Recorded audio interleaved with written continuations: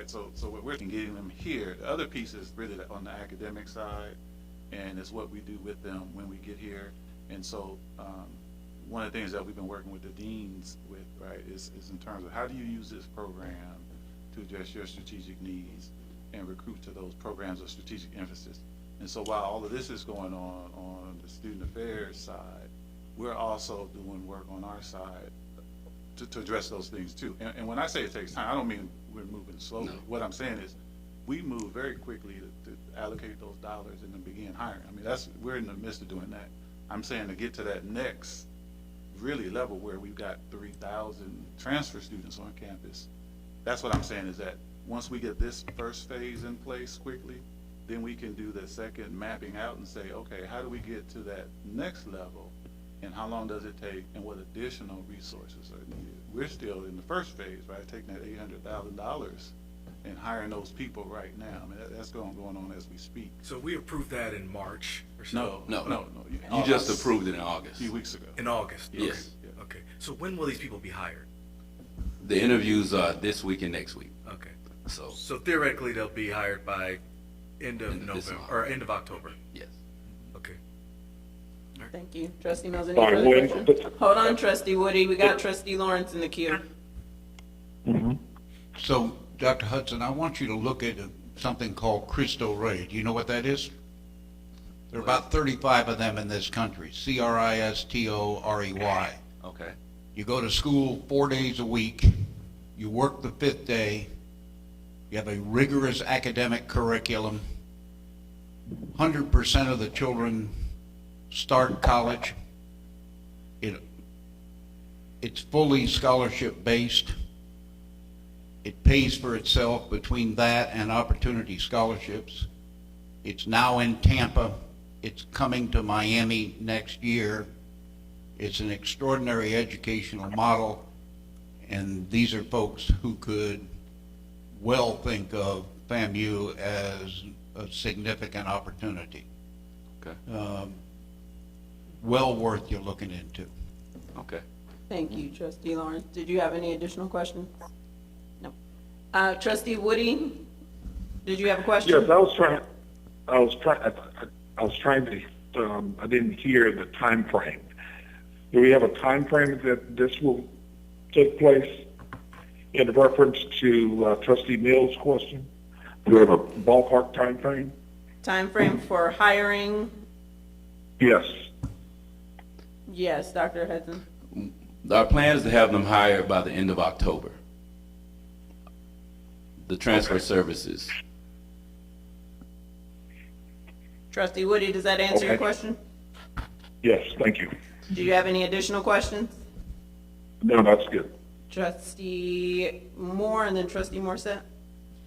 Thank you, Madam Chair. I'm thinking more along the lines of a question that Trustee Mills asked, because I think about speed, but I also think about the input, and that's one of the things that we've talked about before, input, quality of students. So when we're thinking about 2.0 and when we are touting on the other end of our FTIC, a 3 point something, 3 point whatever and above, we realize that the system and model that we're going to have in place will have to better support and wrap around these students. The speed, I care about the speed, but the model will matter more than anything, because it's 2.0 versus the 3 point whatever. So just to be clear, I don't believe that that's the average GPA, that's the minimum GPA to get Correct. the AA. So that's not necessarily the average That we're GPA saying. of the transfer students. And remember that we've got retention at a level as well. So our number of our students that have Are at the same level. Exactly. Yeah. At year 2 and 3 is not going to be the same. So I think there's a So little- probably when we see the GPA information, that'll give us a better. Yes, yeah. that'll give us a better indicator. I actually have it. It's 2.91.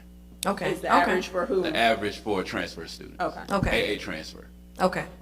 Do we have the average GPA of our native sophomore and junior class? No, we'll have to get that. Okay. Okay. So That would be helpful. Thank you, Dr. Hudson. Any additional, Trustee Morset? I'm Dr. Hudson.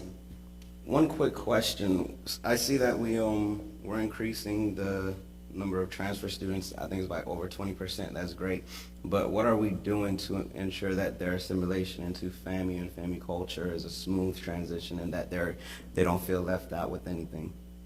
Well, what we've done is we've established actually a transfer services organization that gets funded through SGA. And so they work through, yes. So there's an organization. They also go out and help us recruit. So we're getting them indoctrinated. They're trained, they're onboarded. We're welcoming them. We're welcoming them. Thank you. All right. What is it called? It's transfer services. And then we also, Transfer Student Association. Oh, TSA. Yeah. Okay. and then we also on the front end, when they're still at the colleges, we have a number of services and activities Right. that they can be That a they part can of. participate in. They actually can come to football games and participate on our free activities on campus. All right. And they actually get an Ignite FAMU card. Trustee Cavazos? Dr. Hudson, you made mention of a program called Limited Access. I mean, I'm not familiar with it, so I'm trying to get up to speed. So could you tell me or tell us what that is? What was the program? You said limited access? Limited Yeah, Oh, this is oh, the Limited yes, Access yes. Program. What is it? So some and- programs have that designation, which means that the number of students who can enroll in the program is limited, it's capped. Okay. Right? There's a certain number of seats, and then students have to meet certain admissions criteria in order to be considered for admission into those programs. What programs are qualified for that? So like pharmacy, like as an example, right, they have a cap on the number of seats in the Okay. program, right? So converse or compare that with a program like chemistry, where any student who wants to be a chemistry major can designate their major, and there's really no limit on the number of students who can matriculate into the program. Thank you. All right, I am going to try and get us back on track as far as timing. Are there any other pressing, burning questions on this issue? As you can see, it is one of our favorites. If you are ready to continue, Mr. Yes. Smith? We'll have Brian Smith to do a brief report on anti-hazing, hazing prevention initiatives. Brian? Good morning. Good morning. Keeping with the university's strategic priority of providing an exceptional student experience and keeping in line with the Division of Student Affairs mission to deliver exemplary student support services, cultivating a safe, healthy, and inclusive campus environment, we continue to drive our university's hazing prevention initiatives. We're early in the semester, so we're in our educational component, and I just simply listed some of the things that we're doing to provide the hazing prevention education for this semester.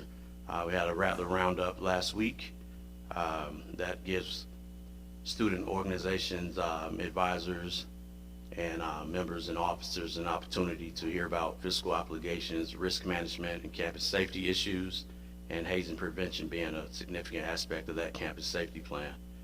Next week, nationally, a lot of universities recognize National Hazing Prevention Week that runs through the 23rd through the 27th. It's an opportunity for campuses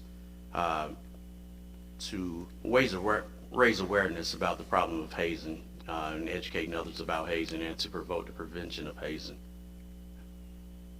We have scheduled safety meetings with organizations that have declared that they intend to have intake this year. What we like to do, we meet with the individual organizations, we talk with potential members, we talk with existing members, and we reiterate our hazing prevention initiatives. The live tech testing, live tech is a SUS sponsored initiative which provides an online module for students to learn about and take a quiz proving that they have learned the assessment piece. And the state wants to see all of the SUS members increase enrollment, so it's our goal to increase our membership this year. We plan to update the senior leadership towards the end of the semester with the new numbers that we have in place.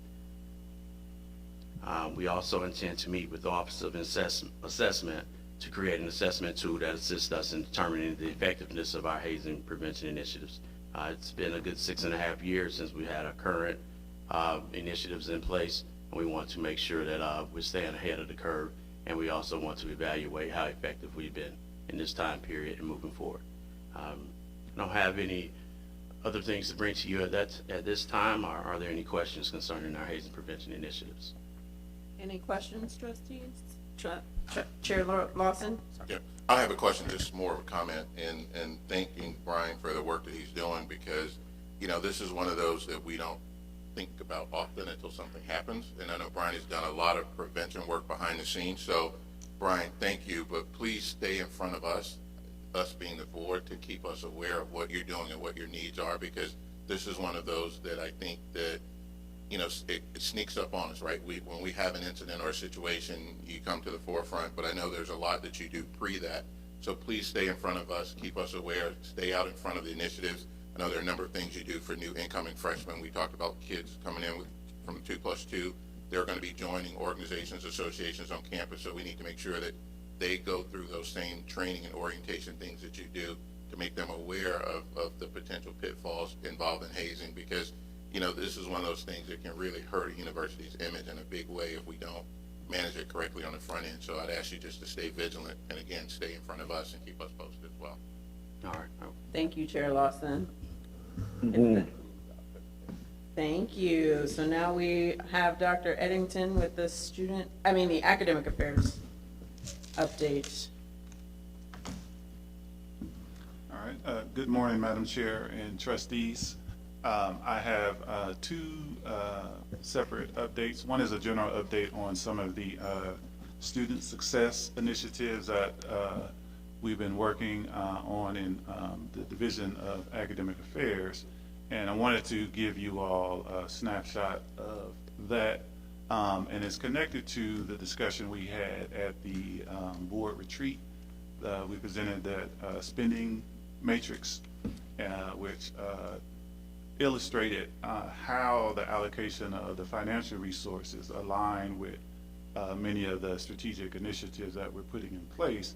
And I wanted to just give you some sense of what do some of those things look like in terms of actual work at the university that's ongoing.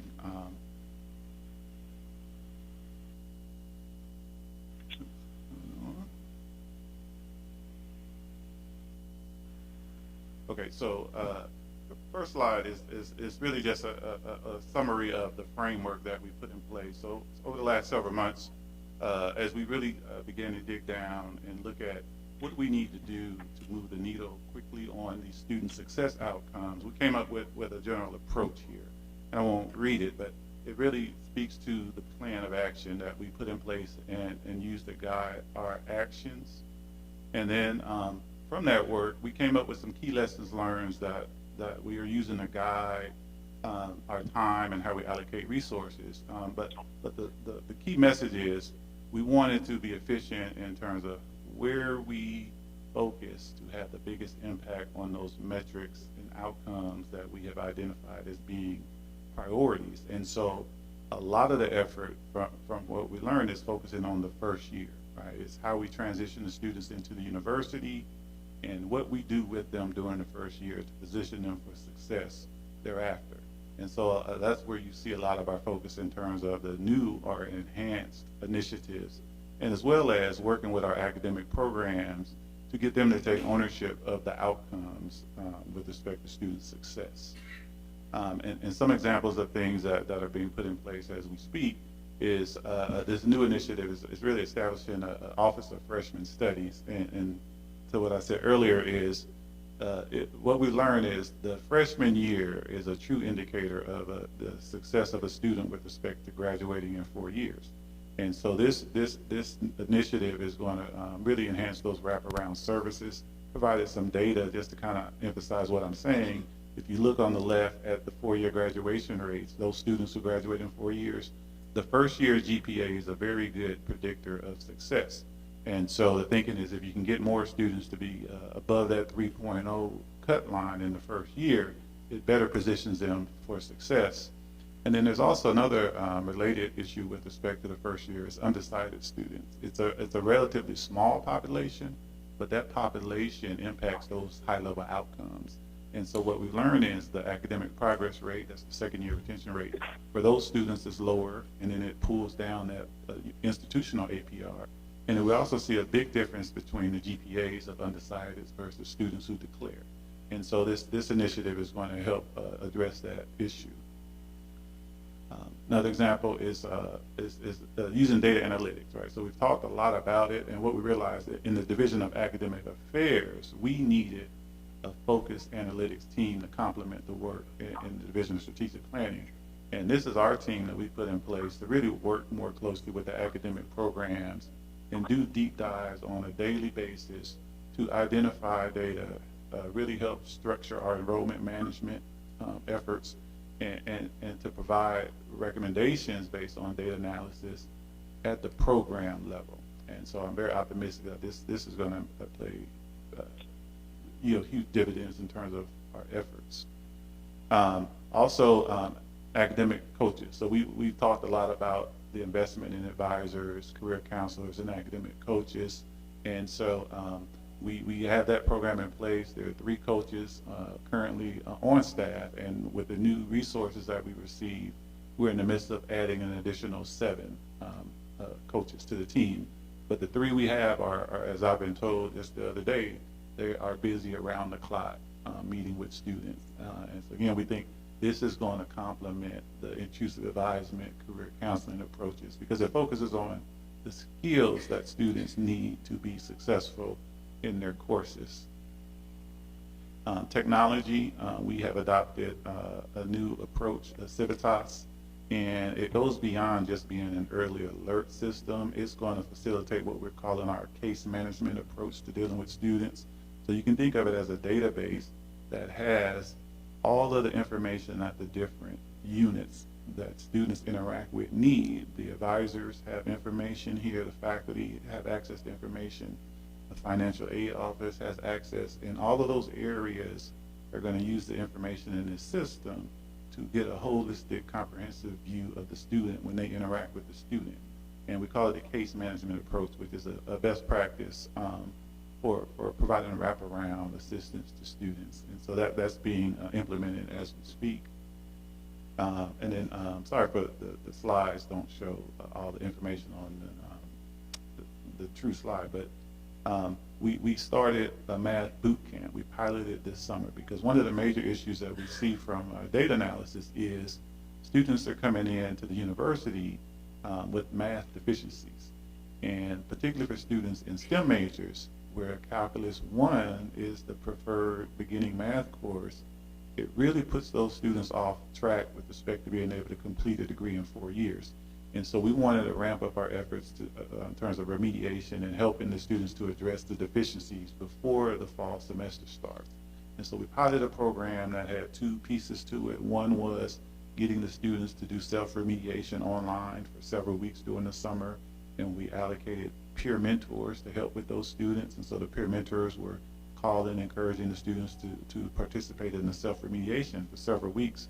And then the students came to campus a week before the semester began, and they had an intensive boot camp. And what we found with this pilot of 25 STEM students is over 70% showed an increase in their math placement score before and after participation. And 3 of those 25 actually placed into a higher math class after the boot camp. And so it's encouraging, and we're going to expand and enhance this next year. But it's a remediation effort. We also launched an Office of Undergraduate Research. One of our strategic priorities has to do with providing more co-curricular experiences for students. And we know there's a direct correlation between retention, graduation, and employability with undergraduate research. And so we've invested in this area, and we're providing more structured on-campus opportunities for our students to do research. And this cuts across all disciplines at the university. And then speaking of peer mentors, we invested in this area, and now we have a much more structured peer mentoring program this year. And we're using the peers primarily at the freshman year, where in the fall semester, they're going to work with the students enrolled in our first year experience course. And then the big change is they're going to continue working with the students in the spring semester and using a cohort model and really serve as mentors, advisors, counselors, and colleagues to those students to help get them through the first year. And we've mentioned additional financial assistance. Dr. Hudson mentioned it. And we've also allocated some, significantly more dollars to help address unmet financial need on the part of our students. And so this graphic here is really kind of an attempt to give you a high-level snapshot of what we call our student progression model. And you can use this to get a sense of how do all these different pieces fit together in terms of a seamless approach at the institutional level in getting them out more efficiently, faster, higher performance, reduced debt, and more competitive for postgraduate employment or enrollment in graduate professional programs. And so before we move to the update on licensure pass rates, I'd be happy to address any questions. Any questions, committee members? Trustee Lawrence? This is a question based on full ignorance. So at the University of Florida, a lot of folks must go to start the school. They must go to a summer session and they take a couple of courses and then they have some momentum and some good grades. Do we have something like that? Yeah, and so schools like UF and FSU, they have a percentage of their students, as you said, who are required to attend summer programs. They're typically in what we call the at-risk group. We have a similar program here for our at-risk groups, the Access Summer Bridge program. What we are looking to do moving forward is to expand that type of approach because our at-risk group is a higher percentage of our population than a UF and a FSU.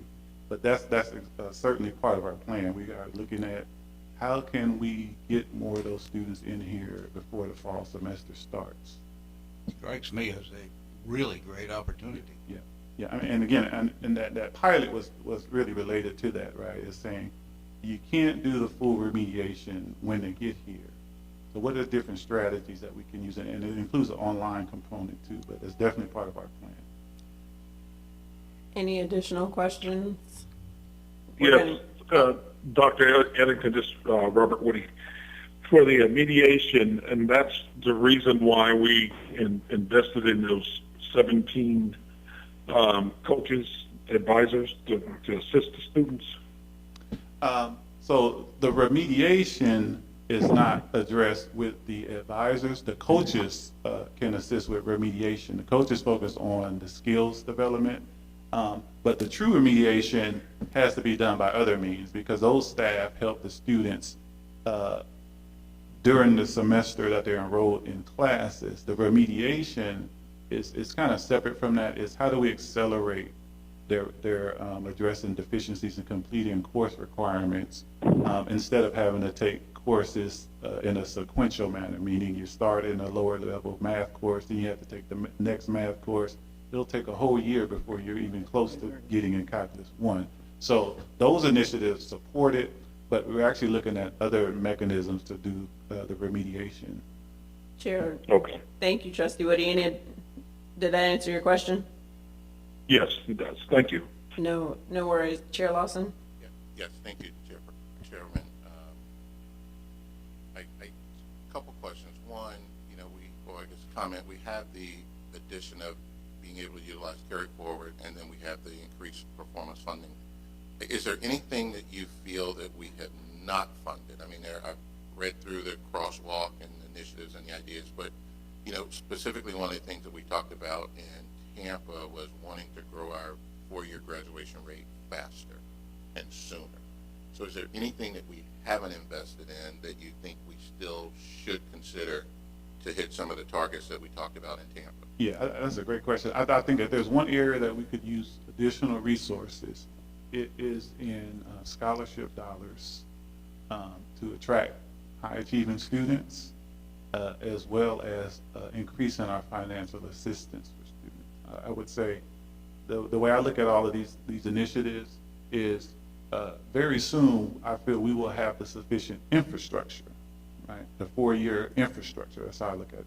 But to your point, it's the financial support that I think is where we could continue to invest. And then the second part of this is, and this is one that hopefully I've been consistent on, is, as we talk about these goals and these metrics, my feelings are that yourself and the president really understand them well. My concern is always the people below you all, and if I were to ask person X, would they be able to tell me, this is my simple way of looking at it, based on the cohort size of my department, how many people do I need to graduate in order for you to make your goal at the university level? So I guess my question is, what are we doing to make sure that that level of insight and understanding around how important all of these things are getting, those things are getting down to where the real work is being done? Yeah, and so one example of something, and I'll say something that's new and enhanced, is, I mentioned earlier having in the Division of Academic Affairs an analytics group, and part of the rationale is to address what you're saying, because I think VP Barrington's office, they do a great job, but they don't have the capacity to dig down into the weeds that's needed, right? So in our area, what we're doing is complementing their work. And so a specific example to your point is, what that group has started doing is, I don't have the graphs here, but I have some slides, where we have broken down those retention and graduation rate numbers to the level of individual students. And we have mapped out for each college and school how many students by name they have to graduate in terms of retention. Right, this summer we said, hey, we got to get X number of students, and here they are. You have to help get them out. We have the 4-year graduation rate cohort now. We've given them the information and gave them a charge to double down on working with each individual student at the program level. And so that's an example, but I think, we're continuing to take you all's feedback and make sure that we're doing that. But to me, that's a very good example of that accountability, because what we're saying is, here are the names of the 17 students in your area that we want to see graduate at the end of this year to help with the 4-year graduation rate. Sorry, Dr. Robinson? Yes, Madam Chair, I also want to point out that we developed dashboards all the way down to the school and college level, Mr. Chairman, as you have insisted, and I know Trustee Washington is going to have Ms. Barrington present on those somewhere during the course of this meeting that enhances knowledge and accountability as well. We also, in our various retreats this summer or late spring, not only do we talk about what your graduation rates are, we drill down to what courses are creating the biggest roadblocks for students. Not only what courses, but who's teaching those courses, our faculty versus adjuncts, et cetera. So we really have a data-rich environment now where we know, and everybody else should know, what it is they need to be doing to help move the needle. Okay, so it's a much different environment than perhaps it was just a couple of years ago. Thank you, Jim. Yeah, and just to follow up on that, I want to be sure, and I think we're definitely getting there, that we have a real sense of urgency around this one, because I looked at graduation rates over the last 3 years, and the program that has the largest number of students had the lowest graduation rate over the last 3 years, which means the law of averages says it's going to be difficult to raise the total if that school's graduation rate doesn't come up. So I just want to make sure that we're having those types of intrusive conversations, and it's not about hand slapping. It might be things that group needs, or things that they need to do differently, or some prerequisite course that the students need to take. So I just want to make sure we're having those types of intrusive conversations with the leadership around that, because we're looking at that data, and when I looked at the 3-year trends, it was a little surprising, because I thought that some of the STEM disciplines would have lower graduation rates because of the nature of those courses, but they had the higher graduation rates versus some of the social sciences, which was kind of surprising to me intuitively, because I would have probably done better in the social sciences. So I just want to make sure that we're really looking at every aspect of how to raise the performance bar quickly, with the right level of support, because again, I looked at the infusion. I think there's about I 30 million X infusion this year versus previous years into the academic model if you include performance funding and carry forward spending. So I like all of these things here, but again, you know, the question always is, what else, you know, should we add to the mix or take away from the mix to make this more effective? And I'm going to allow President Robinson, but I'm also going to say, to expedite this conversation, a lot of this will come up again in the end of the day in strategic planning and performance metrics, because it's interesting to start and end the day with this similar information, because then I think through the committees we'll have a better sense of all of the other activities that are happening. Dr. Robinson? Yeah, thanks again, Madam Chair. And I just want us to be careful when you look at the programs that the students graduate from. Those aren't necessarily the programs that they started in. And so it could be that a student who is graduating in one of those social science programs, Mr. Chairman, started in a STEM program. And the reason that they took longer is because those 2 or 3 years they spent in the 10th STEM major didn't quite work out, so they moved over, and now they had to add on the degree requirements for the social science. So there's some nuances there that we have to pay attention to as well. But the bottom line is your point is well taken. We all need to be on board and understanding the roles that we need to play in moving these students along in their academic careers. Thank you. And being extra cognizant of time and knowing that this next issue is also one that we really care about, I'm going to ask you to be brief but thorough. And then if we have questions, we will entertain them. Thank you. Okay. So next up is an update on where we are with licensure pass rates. And I have at the table with me 3 of our deans here. I have Dean Early from College of Pharmacy, Dean Graham from School of Nursing, Dean Booth from the School College of Law, excuse me. And I know Dean Hughes Harris was here earlier from the School of Allied Health Sciences. She'll come up. And so these are the 4 areas that we're focusing on in terms of really improving our performance on first-time takers on the licensure pass rates. And as I quickly move through this, I share with you a handout at your table. Gave it to you this morning. It has 2 pages on it. One is just an update on the slide that I'll show with the law bar passage rates that just came out this week. But the first sheet is something new that we've just established, which is a licensure pass rate task force that I am chairing. And the reason that we're doing this is really to be more aggressive with digging down and doing a deep dive on each of these programs and ensuring that each of those programs are doing the types of things that are going to yield the sustained high-level outcomes that we're targeting. And so we had our first meeting yesterday to map out the plan of action for moving forward, but this is going to complement the ongoing work within each of those programs. Just real quickly, have the data here on each of the programs in terms of the most recent licensure pass rate outcomes. And so for physical therapy, take-home message is that they have improved significantly over the past year, moving from a 72.7% rate to 86.4%.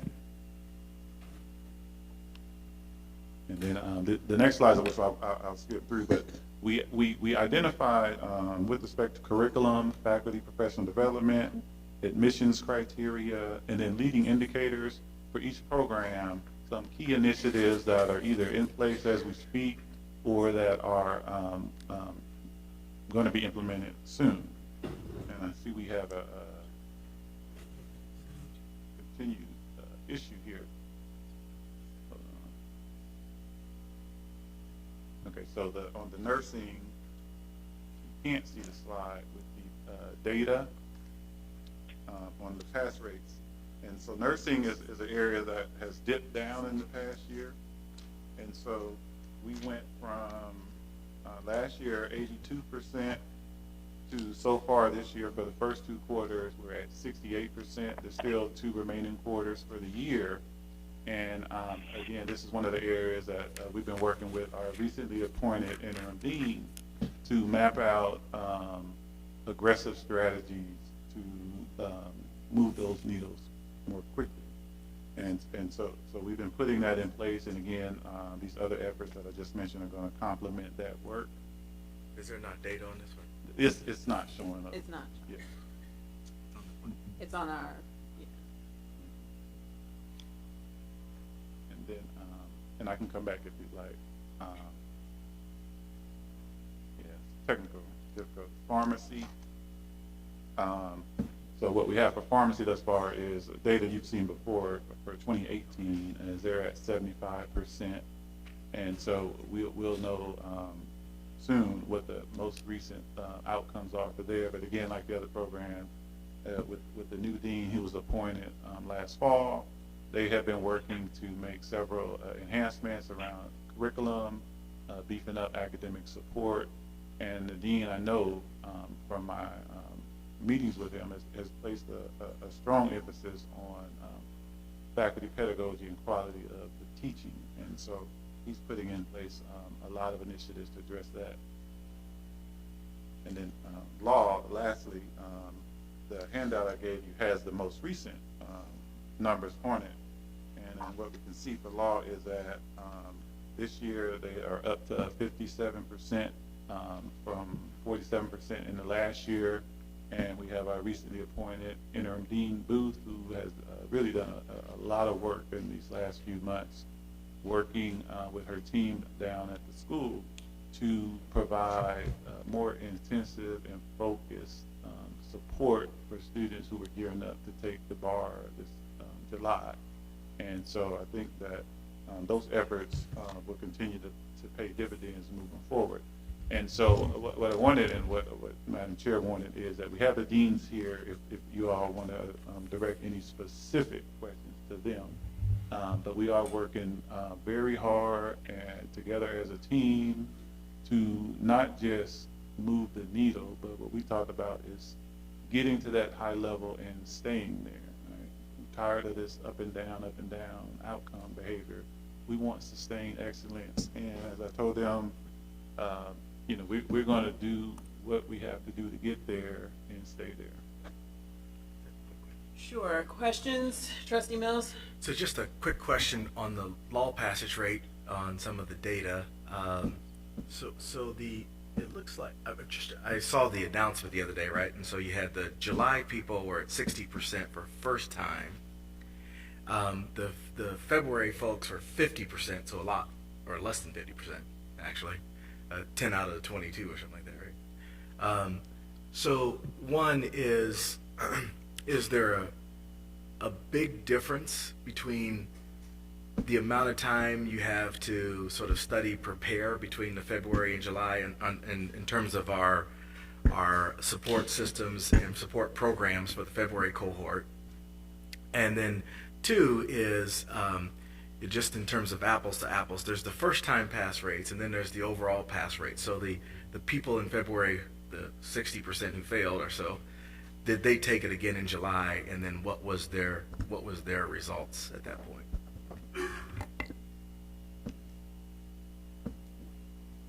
It's not. Can you hear me? Thank you, Chairman. Trustee Mills. Two different questions. So for the study time period, they have approximately the same amount of time after finals to study. But it's our position, and what I've been telling the students is bar prep doesn't start the 8 weeks before you take the exam. It's a continuous process that should be starting actually in your first year of law school. So they should be actually doing preparation and taking practice quizzes and tests. And we have a number of resources that we now have that we didn't have 4 years ago that they have an opportunity to take advantage of. And so we're encouraging them to start taking those early. We're putting a number of different initiatives to help them study early. So the study period isn't really any different. What may have been different is the support that the February bar takers had versus the support that the July bar takers had. We have implemented a number of different initiatives that we started for the July bar takers, even though we only had a short period of time. We instituted something called home stretch tutoring, where I had a number of faculty members who, in addition to the commercial bar preparation course that most of the students take, we also had faculty members who did basically study sessions with the students on specific areas of the law. I had weekly meetings with the students. So we had the students feel more accountable for their scores because, again, these are graduates, so they're not even our students technically anymore. So we're limited in some of the things that we can do, but we try to be as supportive as we can without doing things that we can't do for graduates that maybe we could have done for students. So as it relates to the students who, you asked me about the February bar takers and if they took the exam again. We don't have the data of the actual students who took the data. The Florida Board of Bar Examiners, they release the information for the scores, and then within the week, they will give us data on the specific students. So we only anecdotally know who has passed at this point if they've contacted us, and it could be true or not. But we just have the data of the percentage that have passed, but the actual individual names, we won't know that till probably by Monday. Sorry, just a quick follow-up. So I agree with you on the idea of, as Trustee Perry has educated me on many times, the idea of studying for the bar as a freshman. And you used the word encourage. Are there a lot, right? Are there incentives or requirements for some of these practice tests in sort of a pathway to the bar, starting as a first year rather? No specific requirement for the students, but one of the requirements we have for our faculty members in keeping with the ABA standard is that they do more assessments in class, formative and summative assessments, and using some of the tools that you would have used for bar prep anyway to do those assessments. So the students should be getting a taste of that in class anyway.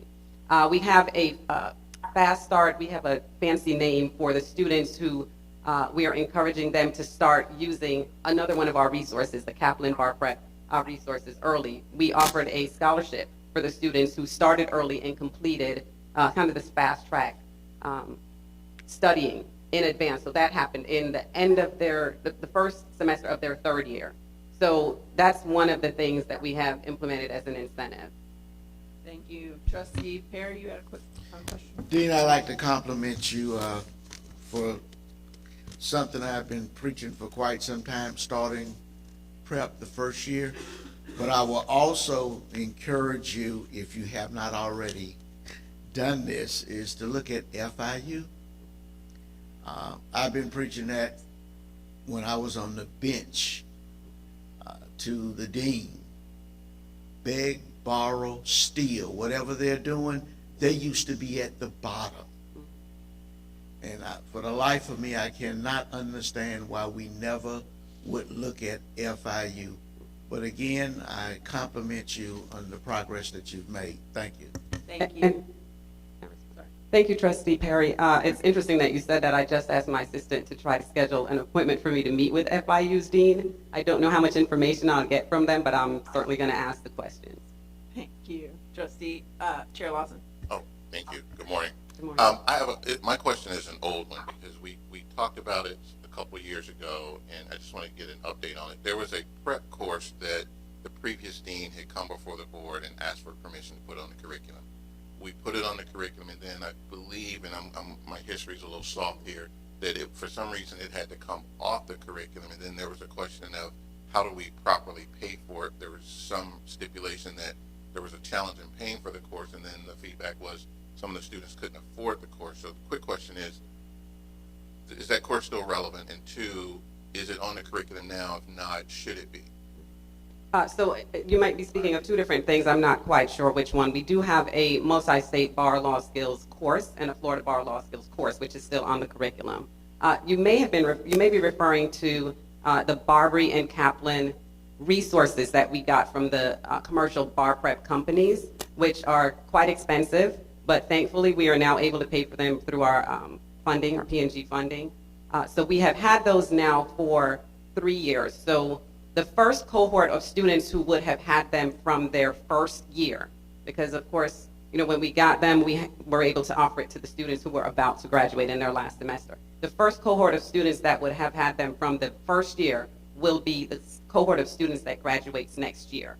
So we should be able to realize the full benefit of that course offered for that cohort of students in the next iteration of the bar exam. Is that the same one that previous dean talked to us about? Because at least from the data that they showed us, the students who went through that course had a better passage rate on average.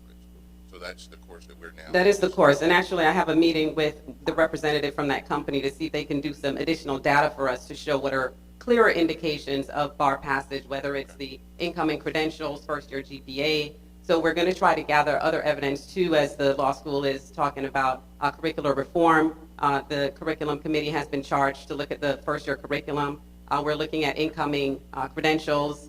The admissions committee has been charged to look at the incoming credentials because, obviously our incoming credentials vary a lot from the credentials of the students who have the higher bar passage rates. And we're not saying that's the only indicator of bar passage, because we admit students who, by all indications, should not pass the bar, and they pass the bar.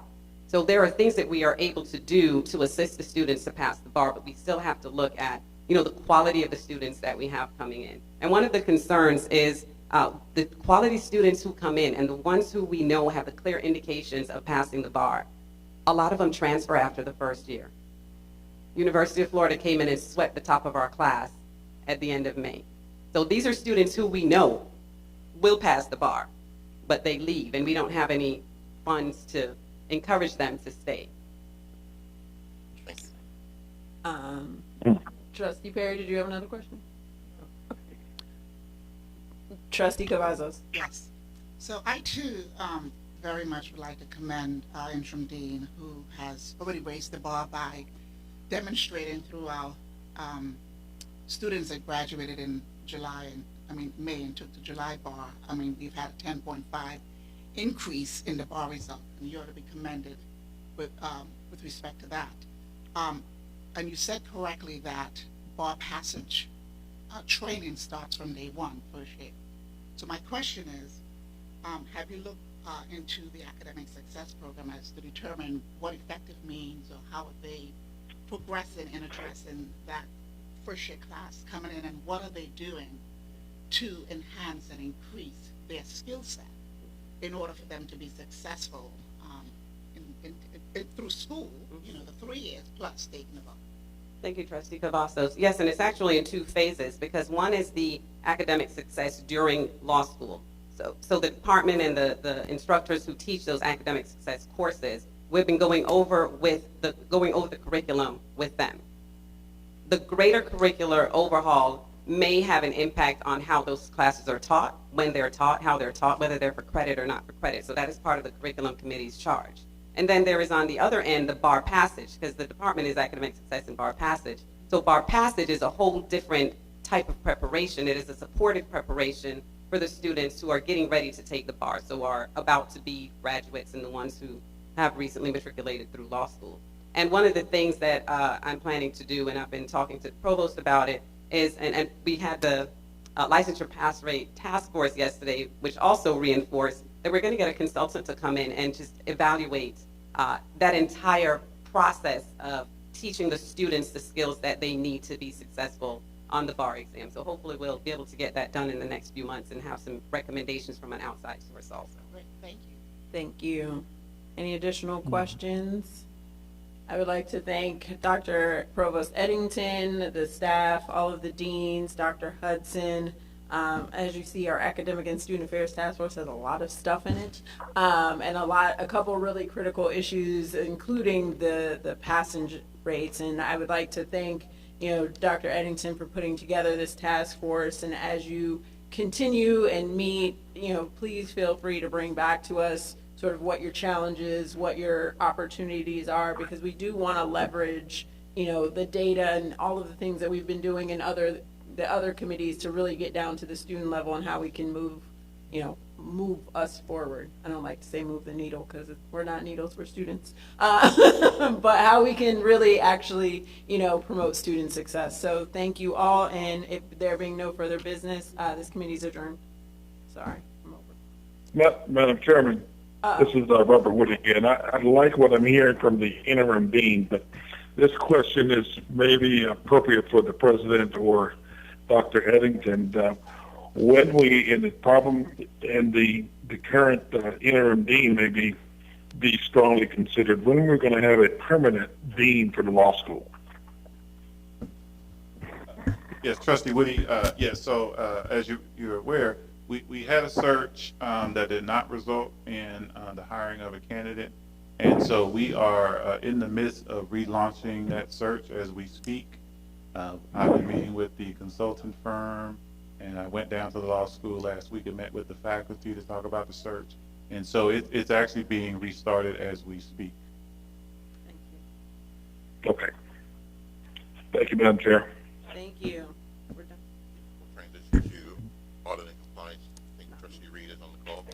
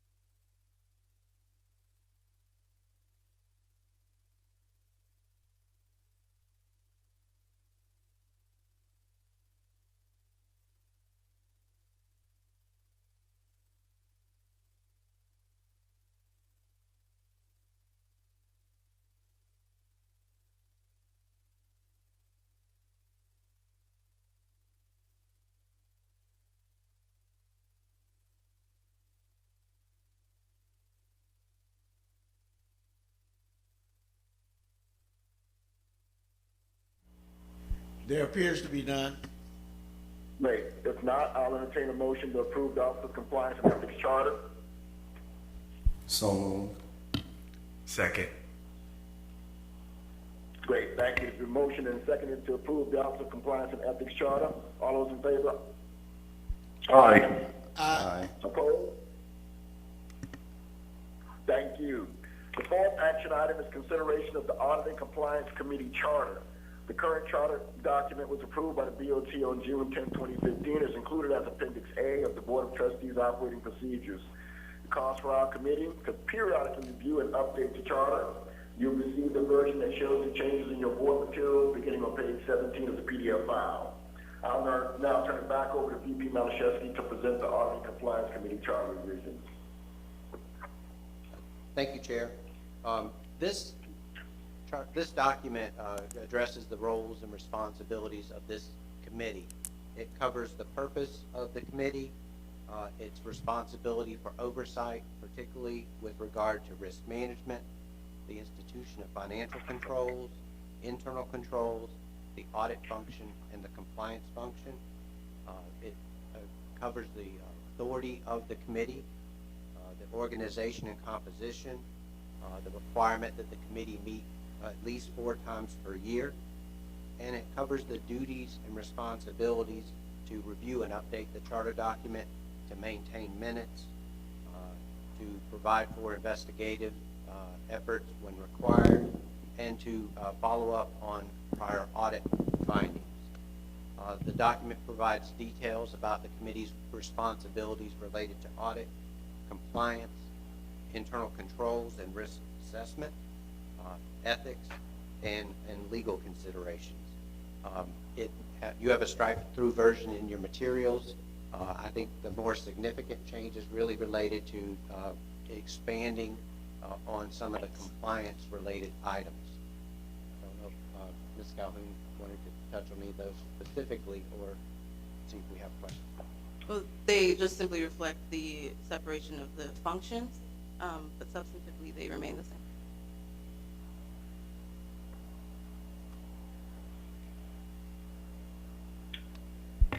Hello, we lost audio online.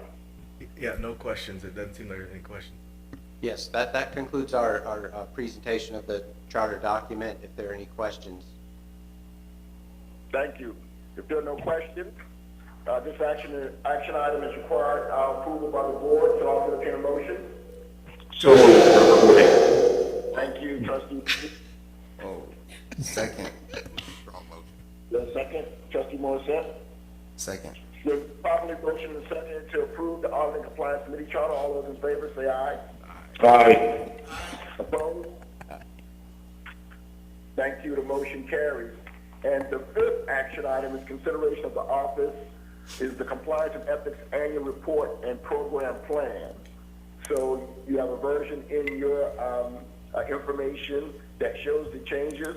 I'll now turn it over to Chief Compliance and Ethics Officer, Ms. Calhoun, to present the Compliance Ethics Annual Report and Program Plan.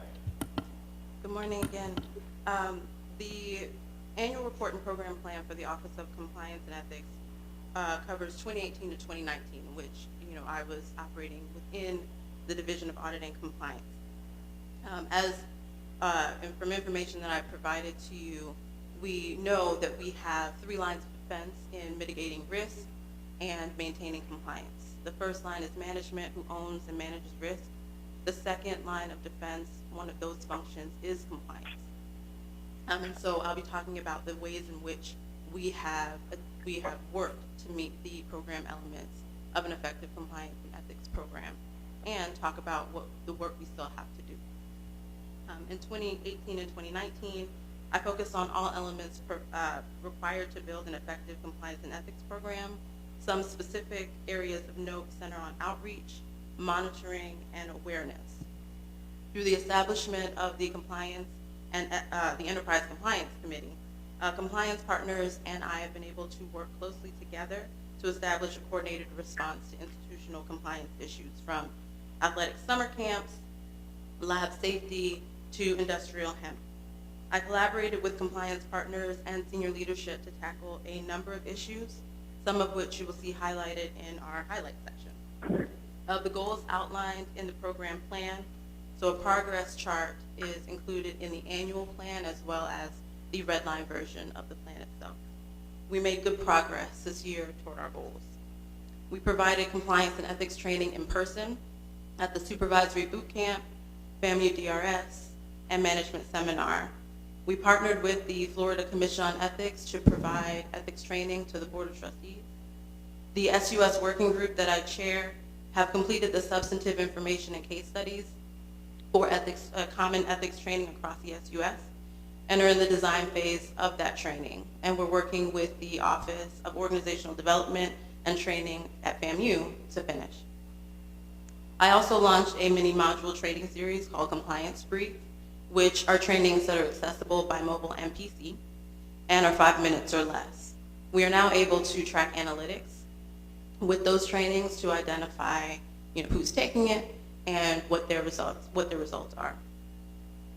Members of the university community receive these trainings via email, so it was most accessible. So far, we have provided trainings on conflicts of interest, reporting and the hotline, as well as misuse of resources. The next segment in that series will be fraud.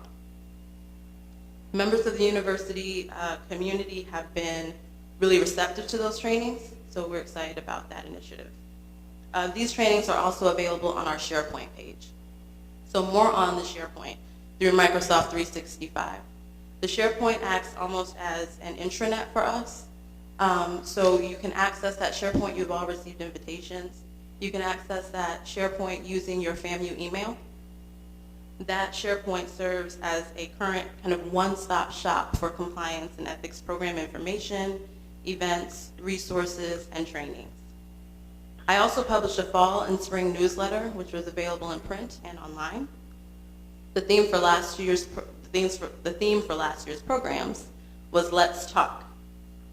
We gathered feedback through events like Caffeine Effects and Let's Talk Lunch and Learns, where I invited members of the university community to sit down with me and discuss their questions and concerns regarding the program. We also sent outreach messages to recognize the National Compliance and Ethics Week in November 2018. We've been tracking university culture through the use of survey instruments, initiating an annual survey for the university community that was administered in 2018 and 2019. Enforcement and response has been encouraged with the development of compliance reviews and coordination with the Office of Human Resources and senior leadership. Our long-term goals include the standardization of investigative process and training for all university investigative functions.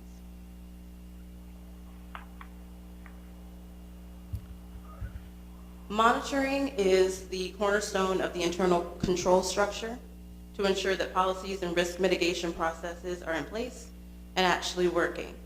In 2018 and 2019, high-risk monitoring was implemented through the Enterprise Compliance Committee's compliance partners, as well as monitoring done on my own. Some areas monitored included checks scheduled for 2019 and 2020 are shown here and in your annual report, and include athletic spot checks in fall 2018 and spring 2019, band, research, and information technology. Compliance monitoring scheduled for 2019 and 2020 include governance, lab safety, athletics, and the Medical Marijuana Education and Research Initiative. Are there any questions so far? Just real quick, sure. I know you said you implemented data analytics, and we have a lot of we're tracking the people who've taken the training courses so far. What are the numbers for those? Right, so the data analytics, we've just got on board in August, so I don't have any substantive numbers at this point. Okay. And we're doing data analytics through our organizational training arm of human resources, and they're using Google for that. So hopefully I'll have more data as time goes on. And this is required for all faculty and staff? It's not required. And is there a reason why not? It would be a senior management decision, okay. And at this time they have not made that mandatory. Okay, Mr. Chair, I would just recommend that this be a requirement. This is usually a requirement for every sort of private company and all employees in the company, particularly when these you know, cumulative, these ethics trainings might be 30 minutes, you know, out of a year that people do this annually. And that is it's not just a best practice, it's a normal item in most organizations. And so we should put that emphasis on it. And it just reminds people where the hotline is and obviously what behaviors are good and which are inappropriate.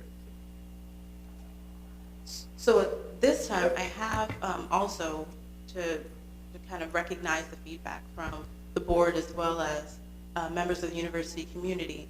For all new employees, they have received kind of a brief about the Office of Compliance and Ethics, where the hotline is, just general compliance information as part of their onboarding. So that's now included for them.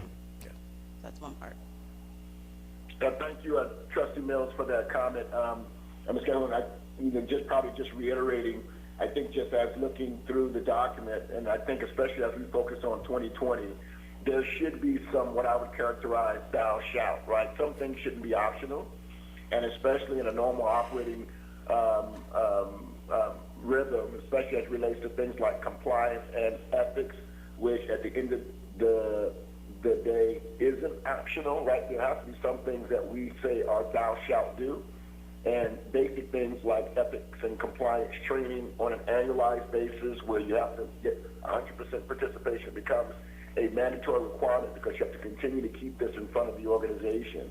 And I really appreciate what you've done to get an assessment of how the organization feels and understands that, and I think it becomes a way of us being able to measure to that as we go forward. But there should be some things that are basically mandatory for anyone that's employed by the university, because at the end of the day, it's a requirement, right? And in order for them to behave and act in a certain way to upstand the university code of conduct and things of that nature.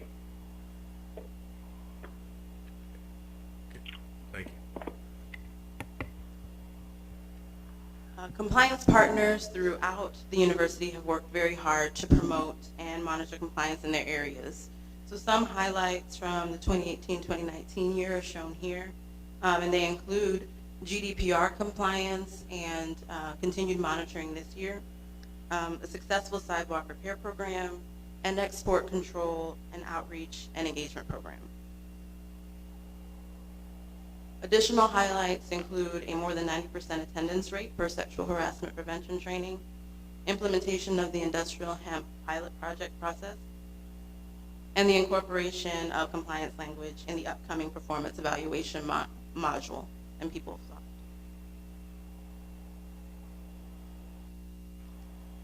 So feedback from the university community has played a large role in the outreach and substantive work that I focused on in 2018 and 2019 and planning for 2019 and 2020. At the outset, the number of respondents increased from 60% from 2018 to 2019. But there's still work to be done to ensure that we have a statistically relevant sample. So we are working hard on that. Survey data gathered over 2018 and 2019 informed us on a number of topics. One is the code of conduct. 46% of respondents reported receiving a copy of the code of conduct, either physically or electronically, and so there's work to be done there. Compliance and ethics hotline. 42% of respondents reported an awareness of the hotline, which was up 13 percentage points from 2018. So there's still work to be done, but we are increasing our numbers of awareness for that. I have a quick question. Sure. What is the actual number of responses? Because that would impact the percentages we're looking at. Right. So in 2018, we had 144 respondents. In 2019, we had 237. From the whole campus From wide? the whole university. And we focused on employees. So out of 2,000 was our sample population, or was our population. So out of 2,200 responded? Yeah. So we had a 10% response rate, and of the 10%, 46, okay. Yeah. Our target minimum for a statistically relevant population is 323. Yeah, I mean, this is the reason why this needs to be 100% required, because this is, on this theme that we had in August, right, around higher expectations. One, a 10% response rate is abysmal, And then two, of the 10%, having 46% of people even knowing that we have a hotline, you know, which is just, I mean, they're just not good numbers. And so, you know, and again, asking employees to spend 30 minutes of their time taking a compliance training once a year is not a high expectation. Absolutely. As far as reporting, 54% of respondents indicated that they would definitely report compliance and ethics concerns. Retaliation seems to be another topic that is a concern for those who did respond. Where to go for help. Majority of respondents realized that they knew where to go for help from the Office of Compliance and Ethics, as well as the internal audit. And then a number of suggestions that we were able to utilize, where a majority of respondents prefer digital outreach, short topic staff meetings, as well as newsletters. So while the number of responses were low, they still provided us with some data to use in our outreach efforts and the things that we're trying to do in year 2. So question, I'm sorry, Chair Reed, if you don't mind, I have a question. I'm assuming yes, okay. So just a quick follow-up from the discussion, you know, kind of dovetailing off Trustee Mills. Do we have a specific plan in place to make this a requirement? So in other words, you know, typically you would get the online course, you have to stay on it for so many minutes each page, every time you're out, and then your supervisor would get the note saying, hey, you haven't completed your audit and compliance, you have done it before. So can you share with us what's the, and we may not have it now, but what's the plan to get us to a situation where there is, you know, a fairly robust compliance module that, you know, everybody has to spend 30 minutes a semester or 30 minutes an academic year, and there's some trigger that goes to you and Joe that says, you know, these people have not complied in 60 days, and these people have complied in 90 days, et cetera. So that is a training that we are working on with the organization of our human resources organizational outreach. And so that's our common training that will be available throughout the SUS. And so I'm hoping that training will be mandatory.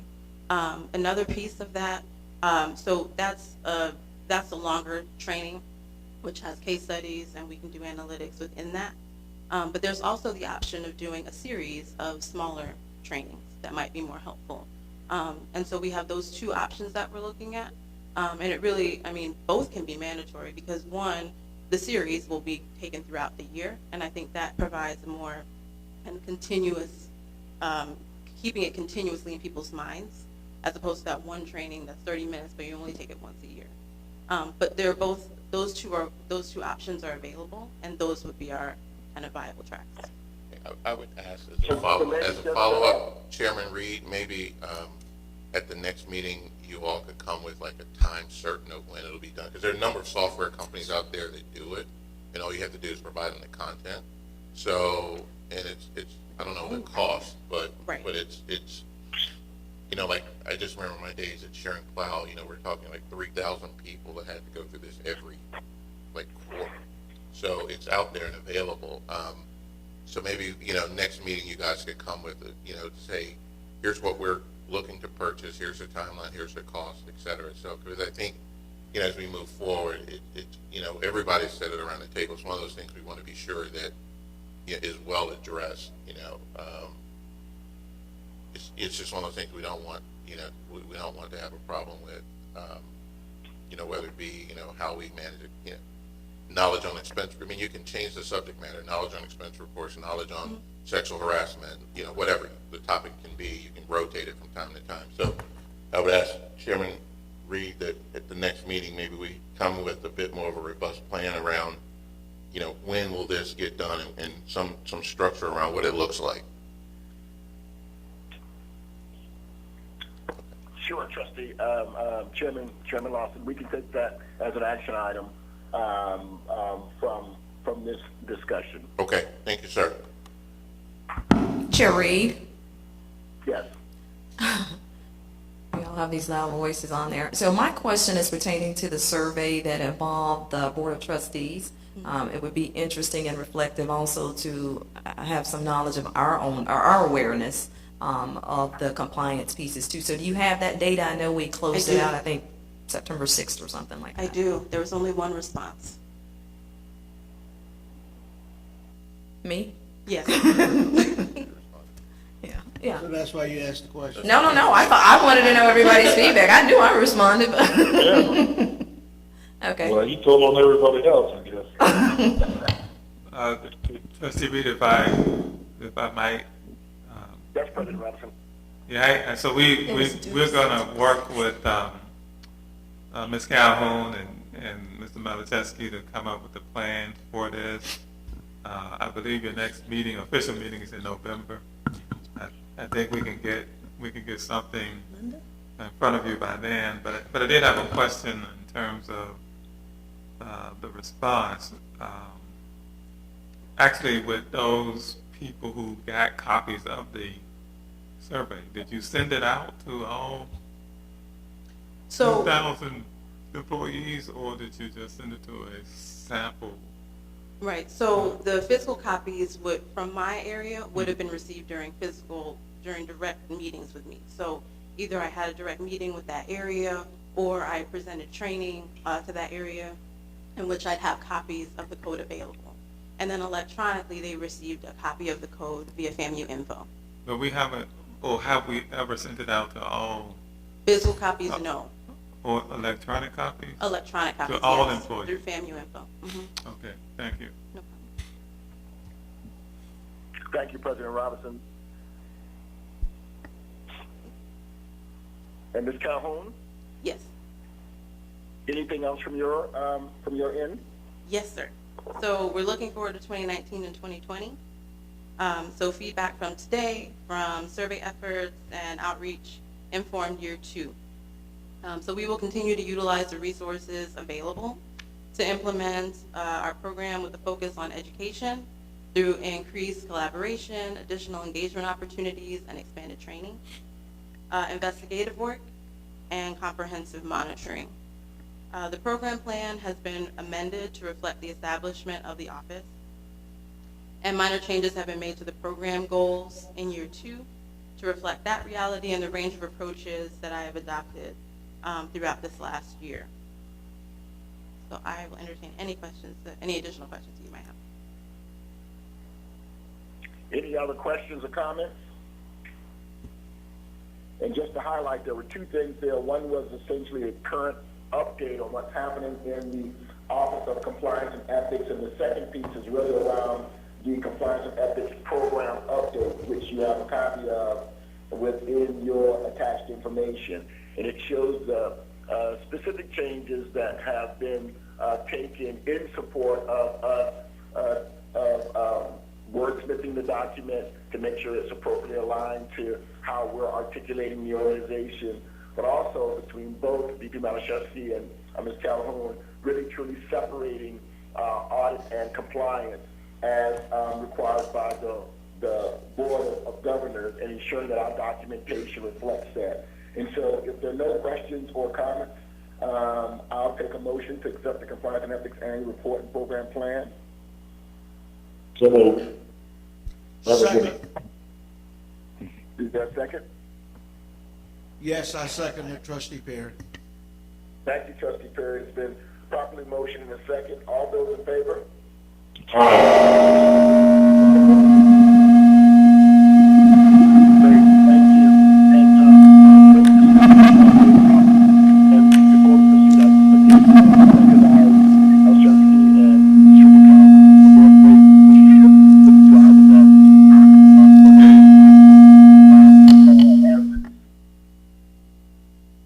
We have several information to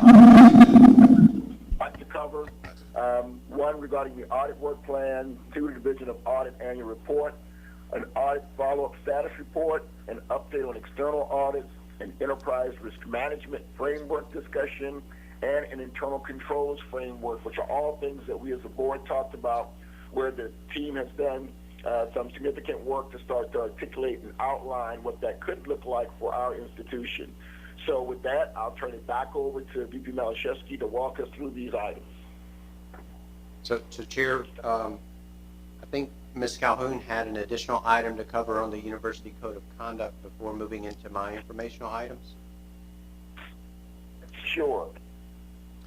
Okay, so, okay, thank you so much, Chair Reed. So we talked about one of the cornerstones of the establishment of a strong internal control framework is having strong policies and procedures that people know are available and they're able to follow.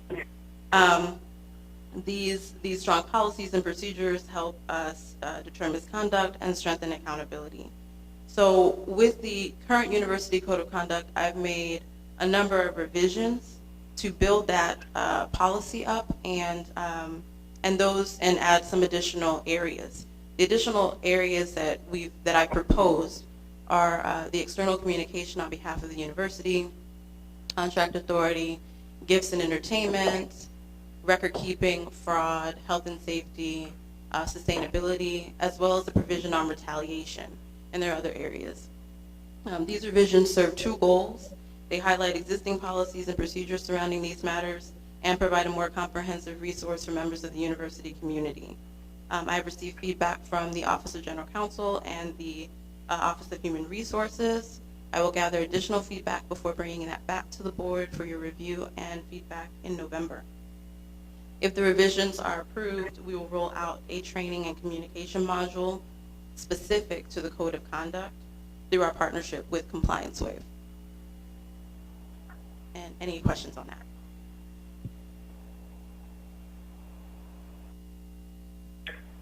Can you just update us on is the timeline for the expected for us expecting to have it complete and come back to the board November. for the November board meeting? Mm-hmm. And the module should be rolled out by the end of spring. Great, thank you for that update.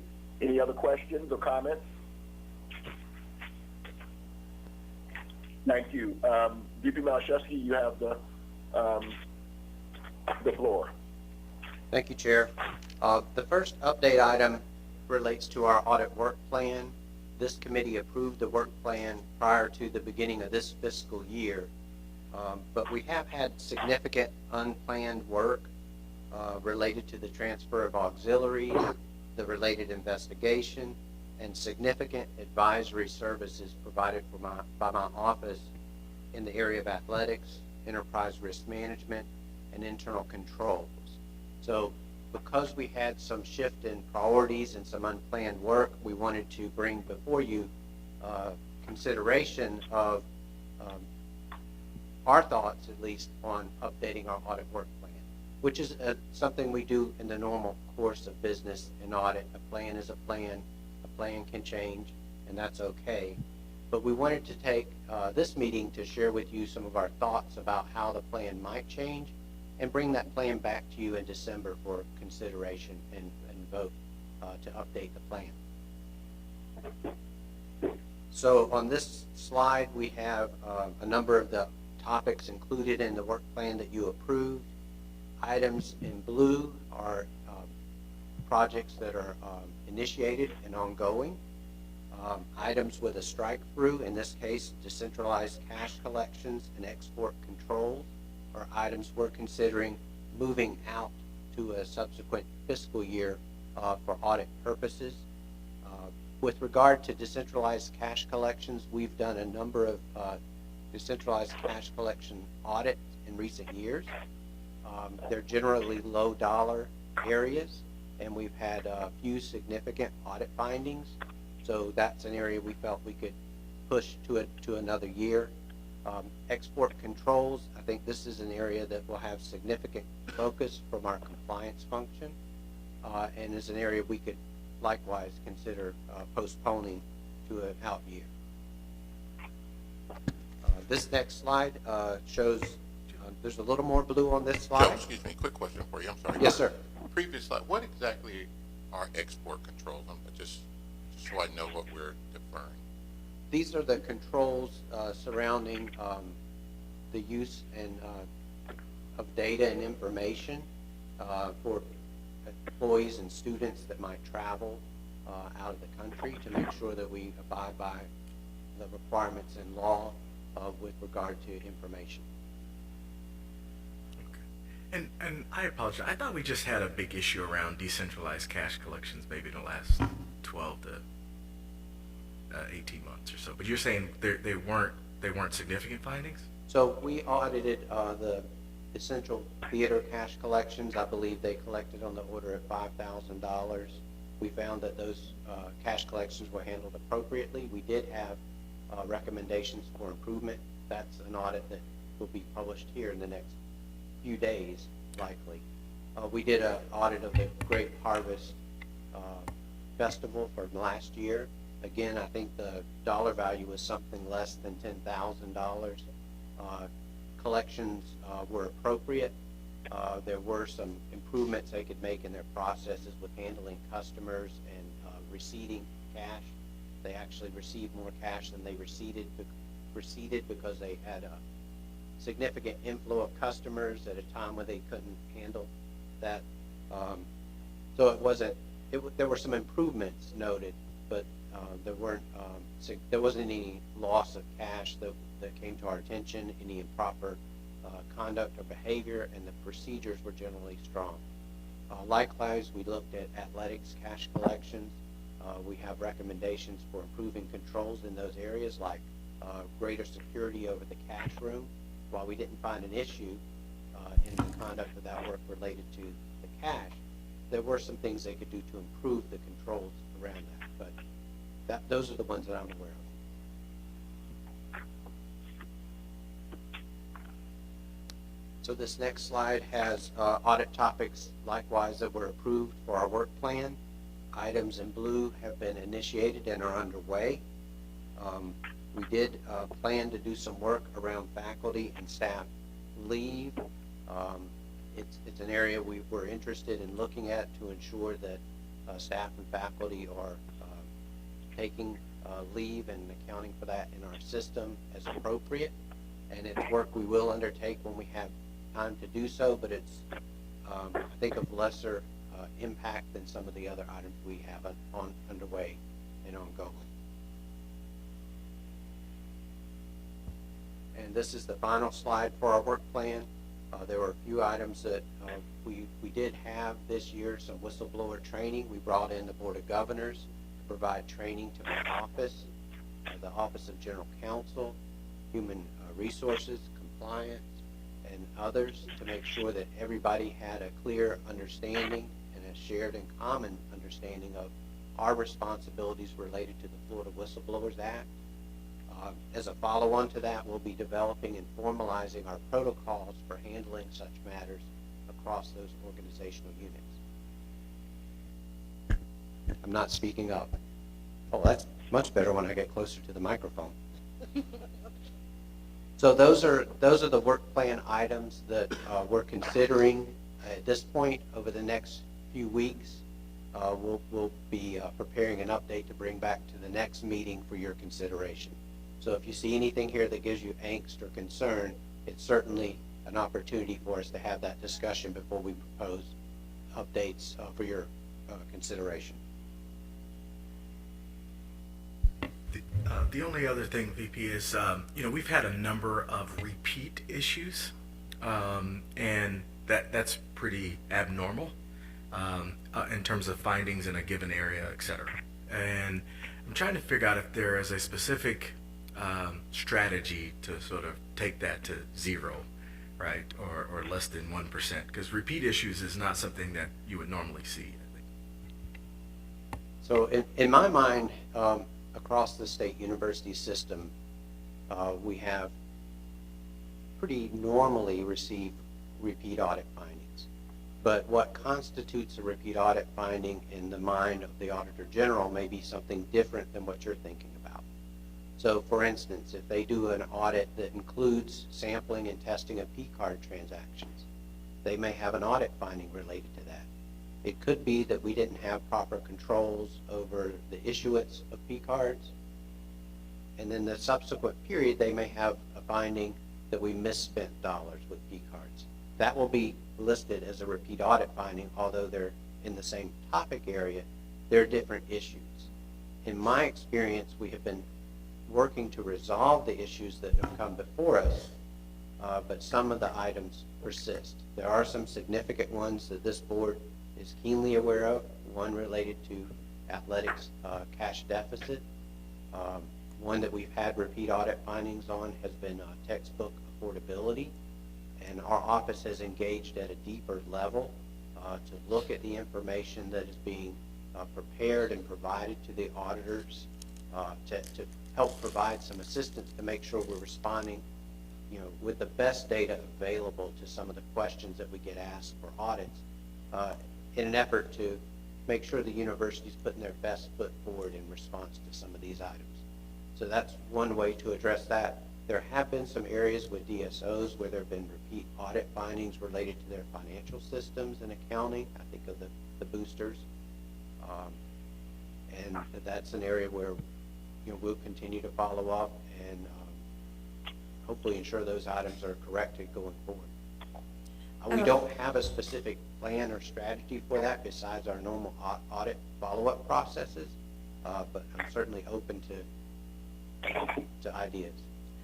As a follow-up, this is Trustee Moore. So to add to the point that you've made consistently throughout your service on the board, it's the accountability component. So I think we do a good job of identifying. Sometimes it's on defense. We want to be on offense, get that. But how do we make sure, as you mentioned, that they don't reoccur, but also that if we've identified that we are being truthful with ourselves and coming back and saying that work or progress has not been made and where we are in. And I think that's where we often, or at least, in some of the past reports, we've seen that, where we talk about what we've identified and we're not clear on our steps as far as the progress that's been made to ensure that it won't reoccur, is what he's referring to.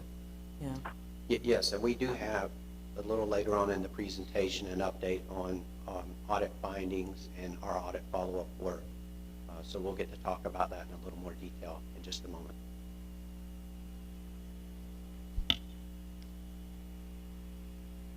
So the next informational item. Chair Reed, we have Trustee Yes. Cavazos. Yeah.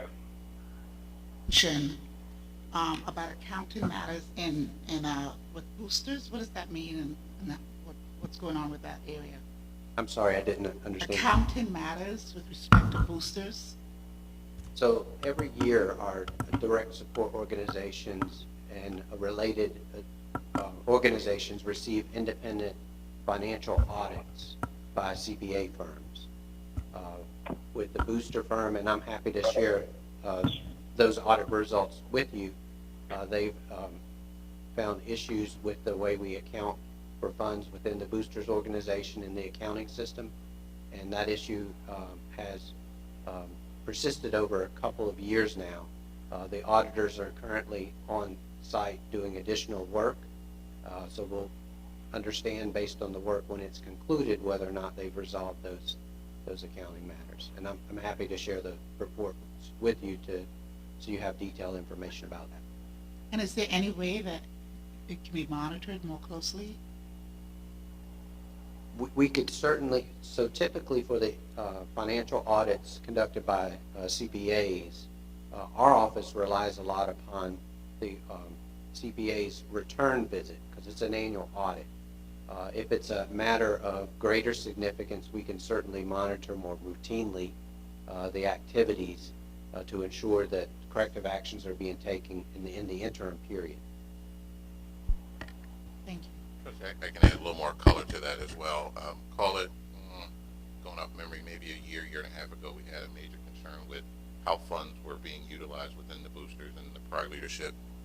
That leadership has since changed, and we actually dissolved the organization and reconstituted under a new charter with new leadership, and all of their funds are now managed through the University Foundation, whereas in the past they were managed in a separate account, and there wasn't quote-unquote university oversight.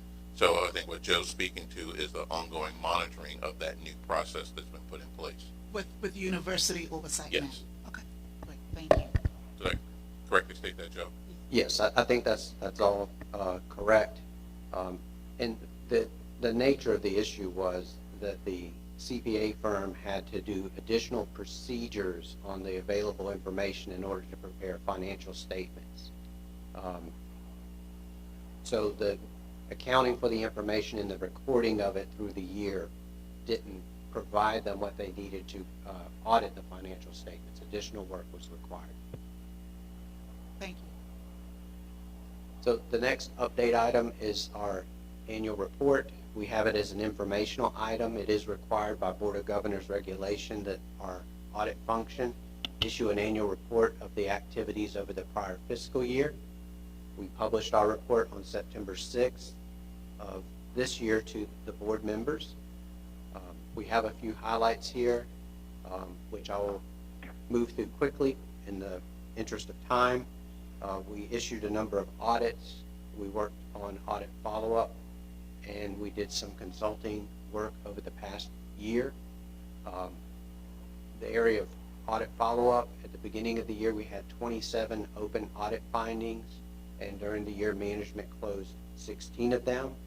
When we get to our audit follow-up update, we'll have some more detail on that. Related to investigative activities, and remember this is during the period of time when compliance and ethics were together, we received 25 allegations or complaints. The chart at the bottom shows the nature of those complaints. We issued final reports on 8 of them. We have 3 investigations in process, and for some of those were referred out, and a number of those were closed without investigation given the nature of the information that was provided.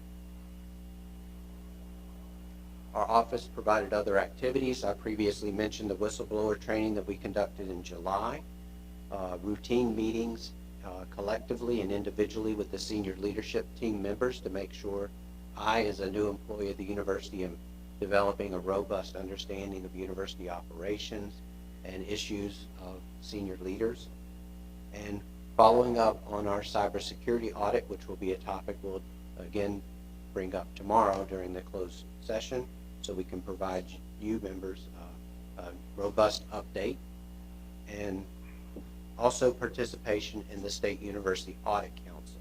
So all 12 university auditors get together twice a year in person to share information and best practices and communicate throughout the year as needed to assist our functions.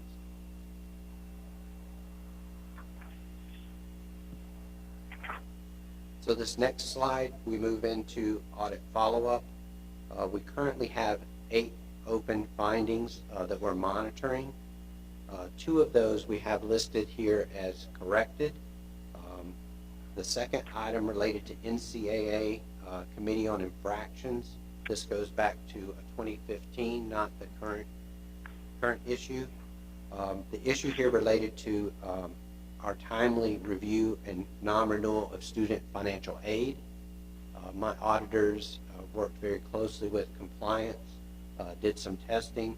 This item we can now say is corrected and validated, and it will be moved off our follow-up for subsequent reports. The first item there on the operational audit finding related to payroll. HR put in a plan of action to address the audit finding. They've implemented that plan of action, and we note that as corrected. There are opportunities here, though, I think, for additional improvements.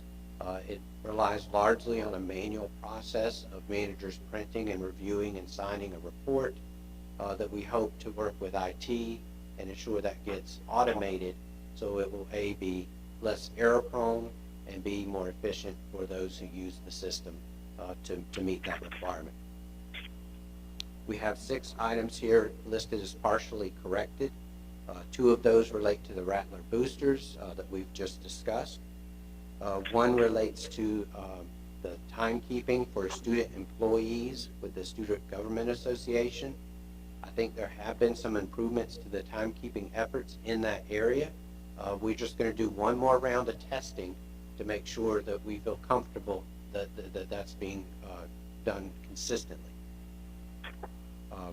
We have the operational audit finding related to intercollegiate athletics cash deficit, which is an ongoing issue you're aware of. And we have 2 findings related to cloud security governance, the disaster recovery, and the service transition planning and both of those items are of the same ilk as the cybersecurity. We could discuss that in more detail in the closed session if you wish. So this slide just shows the owners of the outstanding audit findings. They fall into three primary areas: athletics, the CFO's area, and Dr. Hudson's area. Again, we have one of these under athletics has been corrected, so the remaining items are partially corrected and ongoing.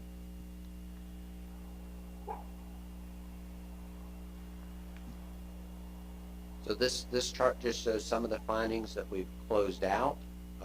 The 6 findings on the left are those that we've been satisfied that management has taken corrective actions. We've validated those corrective actions, and we won't be tracking those going forward. We have the 5 items on the right. This really is a project that started before I became the auditor for the university. So it's a little dated, but we found that a report on this wasn't issued by the office in the change of positions over time. There was an exit conference on this with the athletics area. They have responded to and taken corrective actions associated with these areas noted, but we never have issued the audit. So we're going to work with athletics, issue that audit. At the time of issue, a lot of these things will already be corrected, but we want to make sure we do that formally. We previously had these listed as tracking as if the report had been published. Okay, so quick question, Mr. Chair. These are ones I was referring to before. So just to clarify, we see these as corrected. We're going to issue the audit report, but then we're also we're also removing sort of decentralized cash off the work plan in general because we feel these are corrected. Is that how I should understand that? I should say I feel these are largely corrected. Okay. Yes. So with that caveat, are you still? We will continue to monitor these through their correction, and they'll show up on the first slide I showed at our next meeting because we will have issued the report and we'll be tracking them. Okay. All right. But nevertheless, still removing it from the work plan itself. That's what we're proposing. Okay. We're certainly open to reconsideration. I'm trusting your comfort zone here is the point. Yes, sir. Okay. So any other questions or comments on audit follow-up? Okay, so Great, the next thanks. item relate. Yes. Joe, I'll wait to the end. This is Robert Woody. I want to ask you a question that we may have already spoke about, but I can't remember what the answer was. But I'll wait to the end of your presentation to ask the question. Okay. So we wanted to And provide. maybe just, and I know these others are informational items, so just wanted to make sure we hit the highlights on these and give enough information so that the trustees have an understanding of it, but also they have the full detail in their information so they can review it in detail before we bring it back to the full board. So you can proceed, VP Malachevsky. Is that for me? For Robert Woody? No, that Is that for me? was, no, VP Malachevsky, you can proceed. Okay. All right. Okay, thank you, Chair. The next item is on external audits. The university is currently under audit by the Auditor General.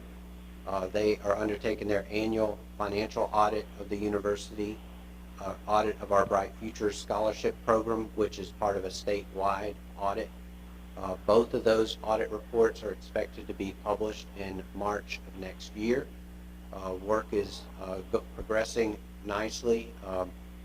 The university's financial auditors expect to be on site at the end of this month to do some additional audit testing. They receive information from the university and do testing based on certain time periods. So they received some information recently and they'll come on site at the end of the month to proceed with their audit testing. They have looked at expenses and, let me make sure I know what they look.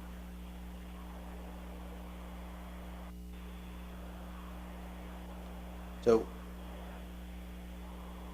employee compensation was an area they've already received information on and tested. At this time, the audit team has told me they have noted no material exceptions, but their work is ongoing and further tests will be conducted. So if they have any, they'll bring those to our attention. We expect to have an exit conference on the financial audit between Thanksgiving and early December. Probably the same time frame with the Bright Futures audit. If they have no noted audit findings, they may forego an exit conference or a formal exit conference. They're also auditing our federal awards, and primarily related to the areas of research dollars and financial aid. They focused their audit efforts primarily on follow-up to prior audit findings. The auditor reached out to me this morning, and I haven't been able to get back to her to understand where they stand. But the last time I spoke to her, she didn't have any additional questions or concerns related to follow-up.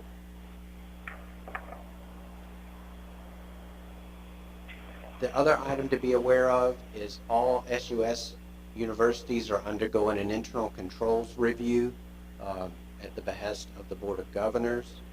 They brought in Crow to each institution to do their review of internal controls.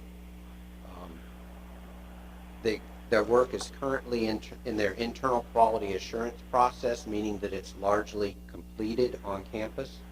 They're working primarily with Archie Bowie in the controller's office. They expect to schedule an exit conference within the next few weeks with a draft report in late October and a final report to the Board of Governors in November.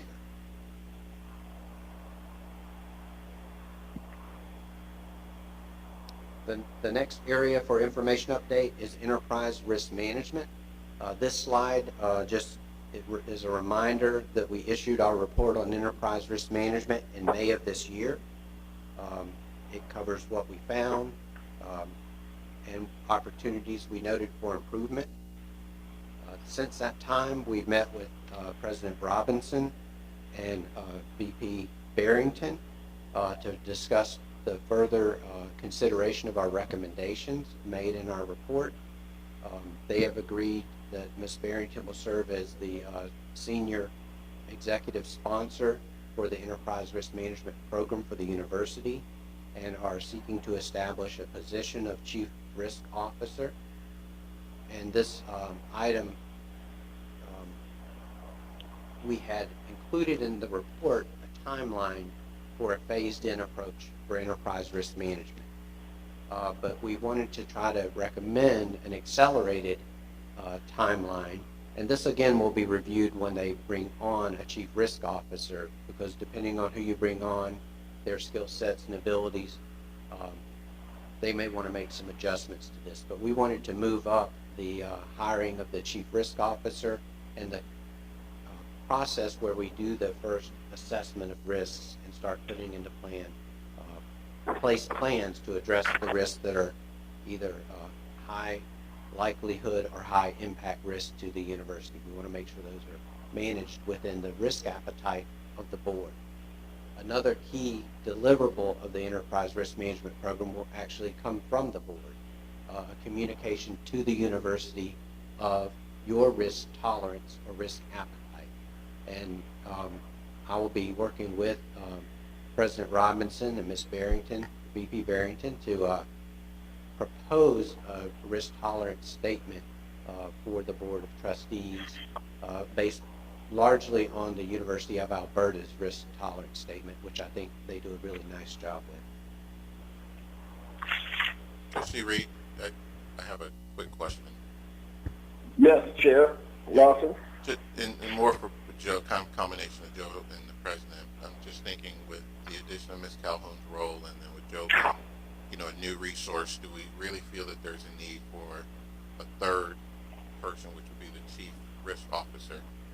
So it's obviously not for us to decide because it's operational, but I just love to hear the feedback on the rationale, because as we go through the work plan, some of the issues we're actually taking off because we feel they're more under control, and I didn't see saw some repeat items, but I didn't see a ton of red flags that would lead us to believe that we have massive amounts of risk. However, there may be some things that I'm missing. So I'll take the first stab, and Rika may want to add to the comments. The Division of Audit does a risk assessment annually. The purpose of that risk assessment is to apply our audit resources to areas we believe can be impacted by audit work. So it is one view or look at the risk the university faces. Ms. Calhoun's efforts and compliance really are focused on the compliance risks to the university, and that's reflected in her plan. The idea of implementing an enterprise risk management program ties the function of risk management into the whole business operations of the university, and that's why it seemed appropriate to fall under VP Barrington's area, because it ties into the strategic planning process and into the performance evaluation processes. So I think it is something that would be very beneficial to the university. It's something we were looking at when I was at the Board of Governors, potentially requiring of state universities.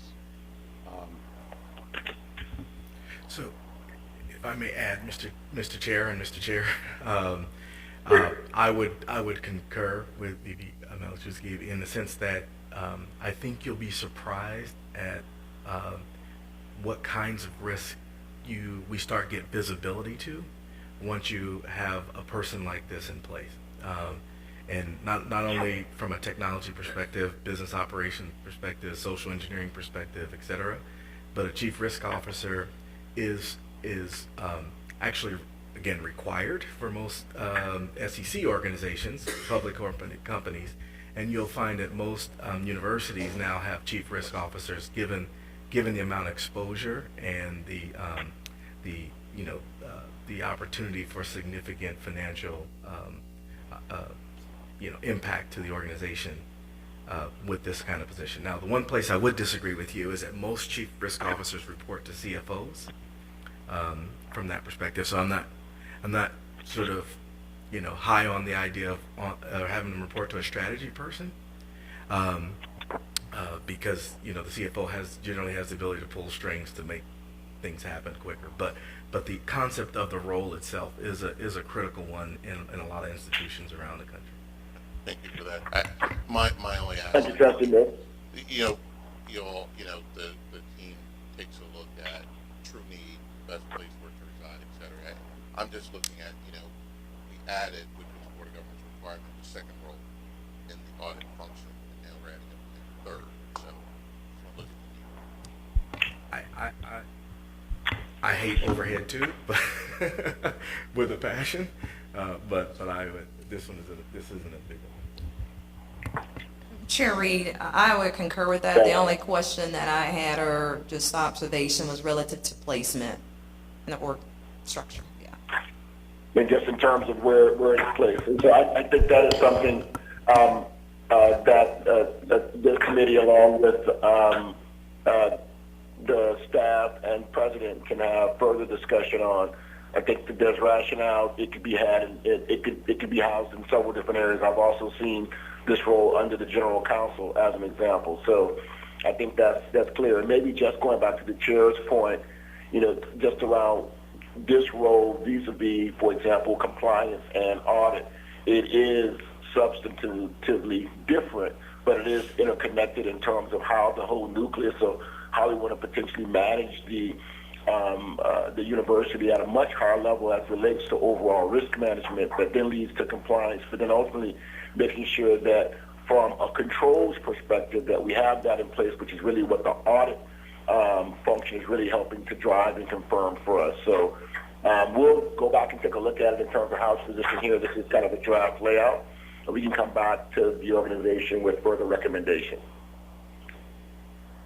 Thank you, Mr. Chairman. If I might, just briefly The thought behind this took all of those various options into consideration. I guarantee that. We talked with Ms. Calhoun and Joe together, as well as Ms. Barrington. I think one of the key points in terms of what we thought it might be best is so that the individual might have some degree of autonomy. So many risks are in the, out of the, CFO position, as you saw, many of the major financial risks is there. But the whole idea of this person is to have an enterprise risk, you have to pull all of these functions together. And so that's one of the rationales for them not being under one of either of these existing stovepipes, and there needed to be a way that that person had the ability to look, university-wide to make it an enterprise approach without saying, well, this is my boss up here, as opposed to saying the issues that we have to deal with system-wide are the focus of this role.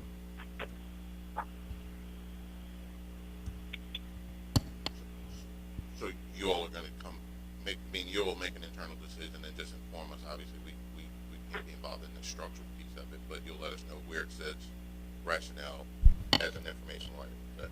Yeah, we'll take a second look at it, Mr. Chairman and Chair Reed, and taking into consideration the comments we heard from the board this morning. Yes. Thank you. I'm fine. I'm sorry, Jim. Thank you, President Robertson. Okay, V.B. Malashevsky, you can continue. Okay, thank you. And yes, we'll definitely readdress that and come back with additional information.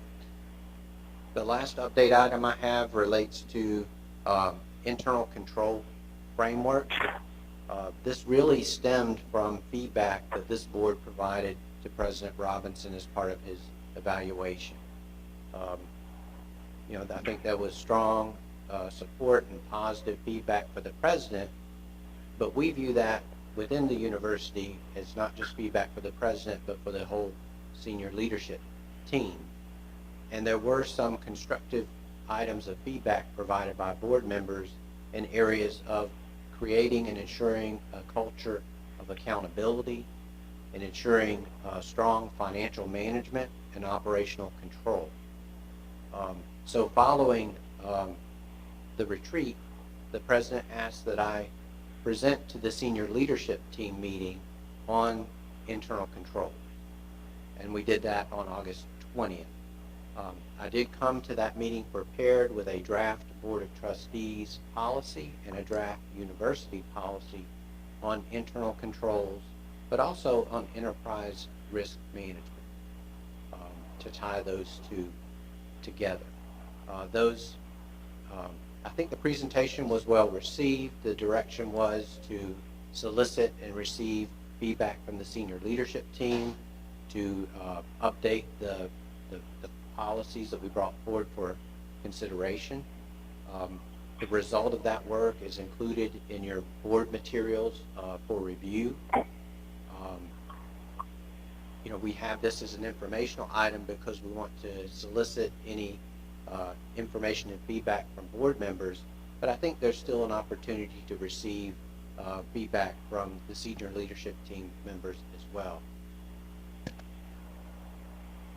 It's an important time, I think, to do this. This last session, Senate Bill 7014 passed, amending Florida Statutes 1010. That statute requires all state universities to implement a system of internal controls that addresses at least the areas of fraud, waste, and abuse, compliance, economy and efficiency, reliability of financial and other information, and safeguarding of assets. So while we always have had internal controls in place, there's now a requirement for a system of internal controls to be in place.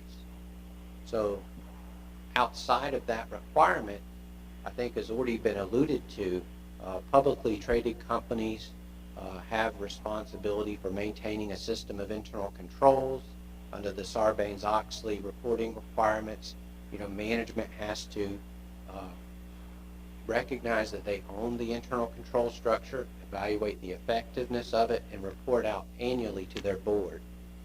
There's similar requirements to that for federal agencies in OMB Circular A123, requiring all federal agencies to implement a system of internal controls and enterprise risk management within the federal government. The draft policies that we have prepared are recommending the use of the Committee on Sponsoring Organizations of the Treadway Commission. We like to call that COSO because it's hard to say.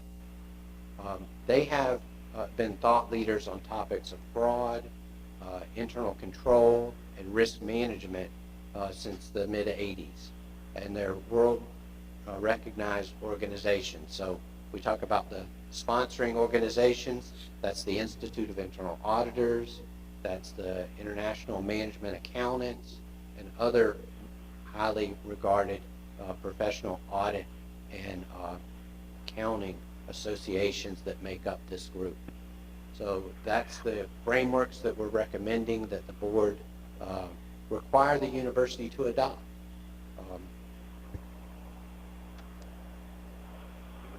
In the senior leadership team meeting, we talked in depth about the COSO internal control model. That model provides for 5 components of control and 17 principles of control.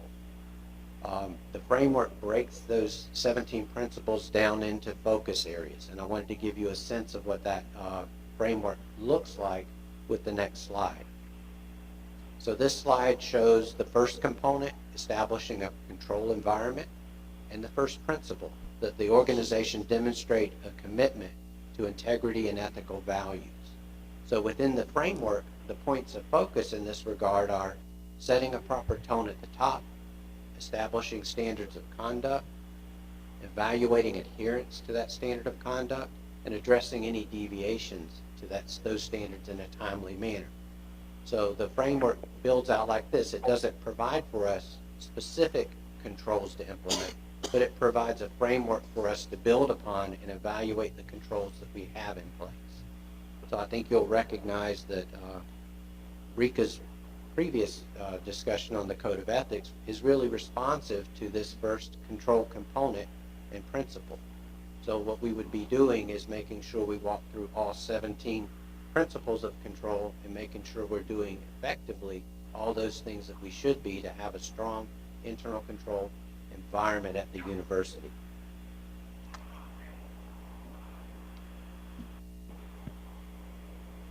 So this slide just reiterates the Board of Trustee policy that we have in your materials, that it's recommending those 2 frameworks, that it has a strong focus on financial controls, ensuring timely and reliable financial and operational information, and it outlines the roles of the Board of Trustees, the Audit and Compliance Committee, the President and his administration related to these 2 areas. So the purpose for adopting a policy of this nature is really to improve the delivery of the university's mission, to help reduce cost, to focus on corrective actions, an item that has been discussed of great interest by the board members, to implement an enterprise risk management capability within the organization, and make sure that's coordinated with our strategic planning efforts, as well as our review processes or our performance.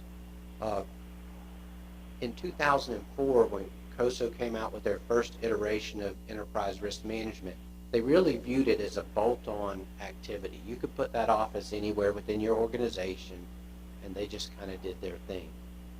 The new model or framework that COSO is advocating really is tying risk management into the business processes of the university, into your strategic planning efforts.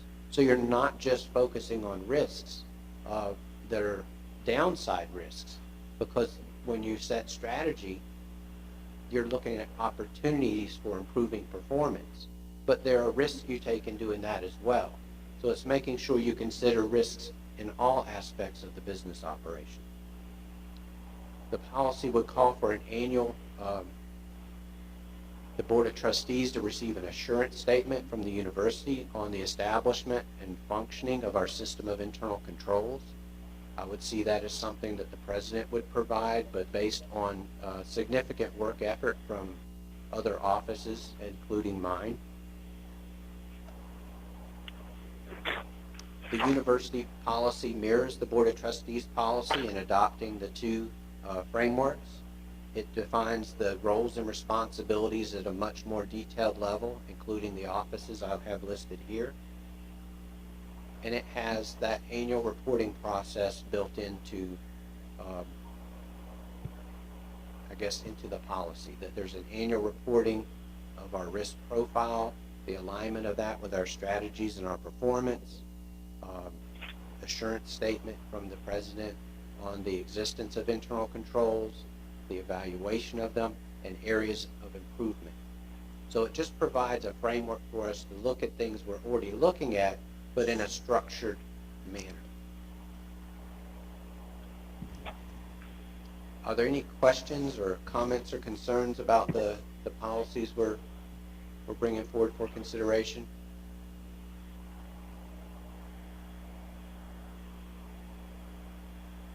So right now, we're bringing it as an informational item. There will be additional review at the university level and consideration of any feedback you provide. And we would expect to bring it back as an action item at a later meeting. Great, thank you, VP Malashevsky. Any other questions or comments? Yeah, Mr. Chairman, this is Robert Woody. Joe, I know we had a conversation early. I can't remember the extent of the conversation in reference to the Quincy. Do we have better controls out in the Quincy area or site? Are you working on that? So yes, for the benefit of the group, Trustee Woody had the Division of Audit followed up on an investigation related to Quincy Farms from some time back. That investigation identified issues related to procurement and the construction of a fence out at Quincy Farms, as well as a piece of equipment that at the time was missing and has since been located.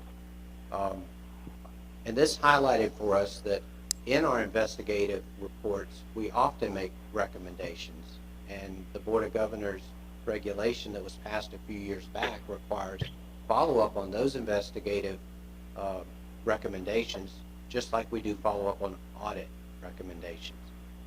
But that function of follow-up has either not been done or been done piecemeal over time. So we're addressing that by, we've compiled all the investigative reports we've issued since that regulation came out. We've reviewed the findings and the recommendations that were made in those investigative reports, and we have a plan to go forward and do follow-up work on all of those. Not just Quincy Farms, but all of the other investigations that were conducted over that time period since the standard was passed by the Board of Governors. So Trustee Woody, we have been following up on that item. We will provide specific information on how each of those items has been resolved. I'm happy to do that following the meeting. Thank you. Thank you very much. Great, thank you, VP Malashevsky. Any other questions or comments? Great, if no other business, we'll adjourn this meeting. Thank you all. Thank you, Trustee Reed. Thank you. Let's take an official break until 11:30, and at that point we will hear the presentation from the Special Committee on Athletics. So again, let's break until 11:30.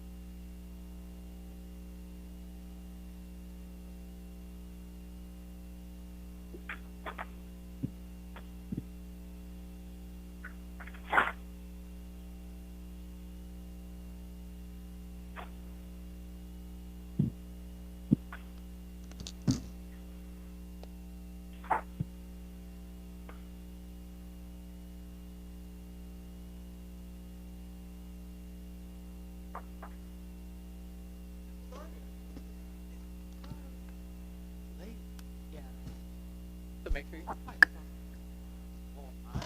yes. Okay, good morning again, everyone. And at this point, I'd like to call to order the Special Committee on Athletics. At this point, I'd ask Deputy AD Dr. Boston, would you please call the roll?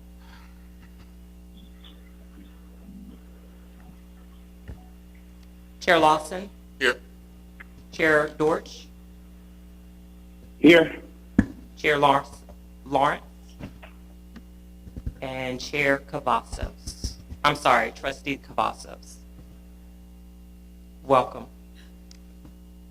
All right. Well, thank you. I made everybody chair. I meant okay. trustee, sorry. That's okay. The first action, we have one action item, and it's approval of the minutes from the June 6, 2019, as well as approval of the August 16, 2019 minutes. The motion's been so moved. There's a second? Motion so moved. Properly second. All those in favor, please say aye. Aye. Aye. Motion carries. Thank you. At this point, we have two discussion items, and I'd like to give just a little backdrop before we get into the discussion items. As you all know, we had a presentation at the most recent Board of Governors meeting, and it was a fairly extensive presentation. And if I could recite their concerns, it was the large amount of what they would classify as institutional investments that we're using to support athletics.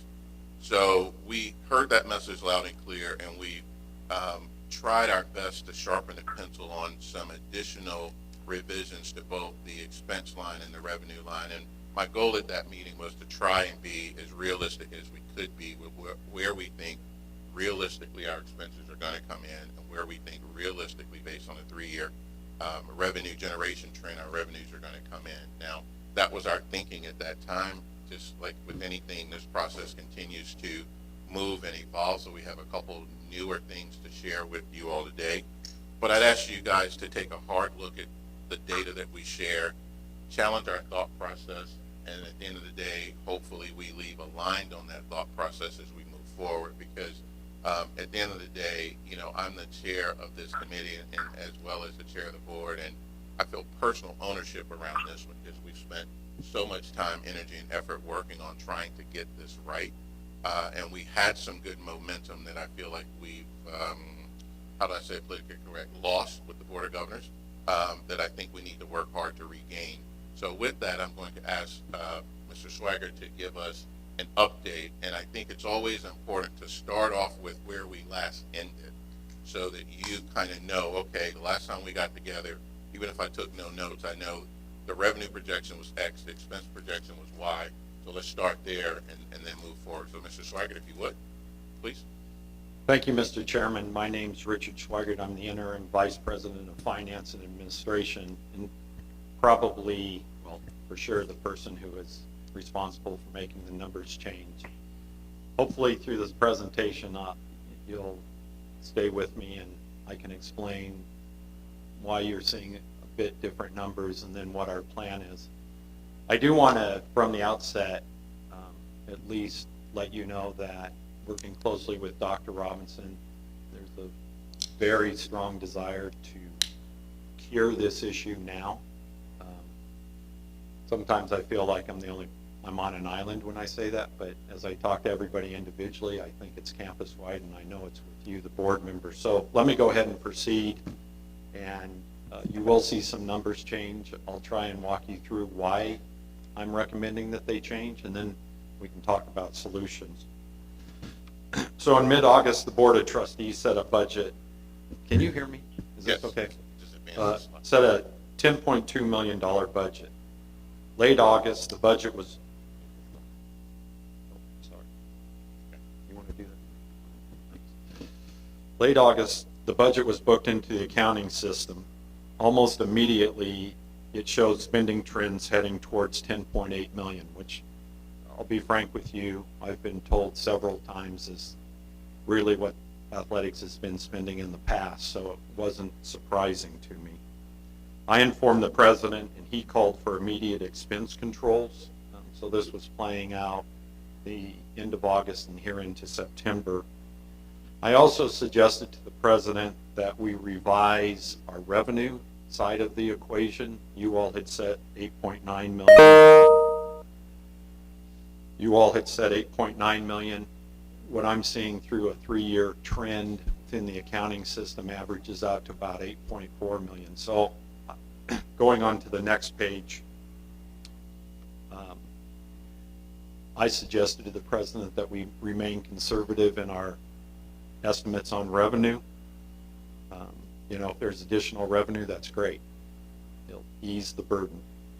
This slide kind of tries to walk through why the numbers have changed a bit. So you approved a budget of 10.2 million. I will report shortly to the president that we are on a course to overexpend, and then we'll talk about what he's already ordered.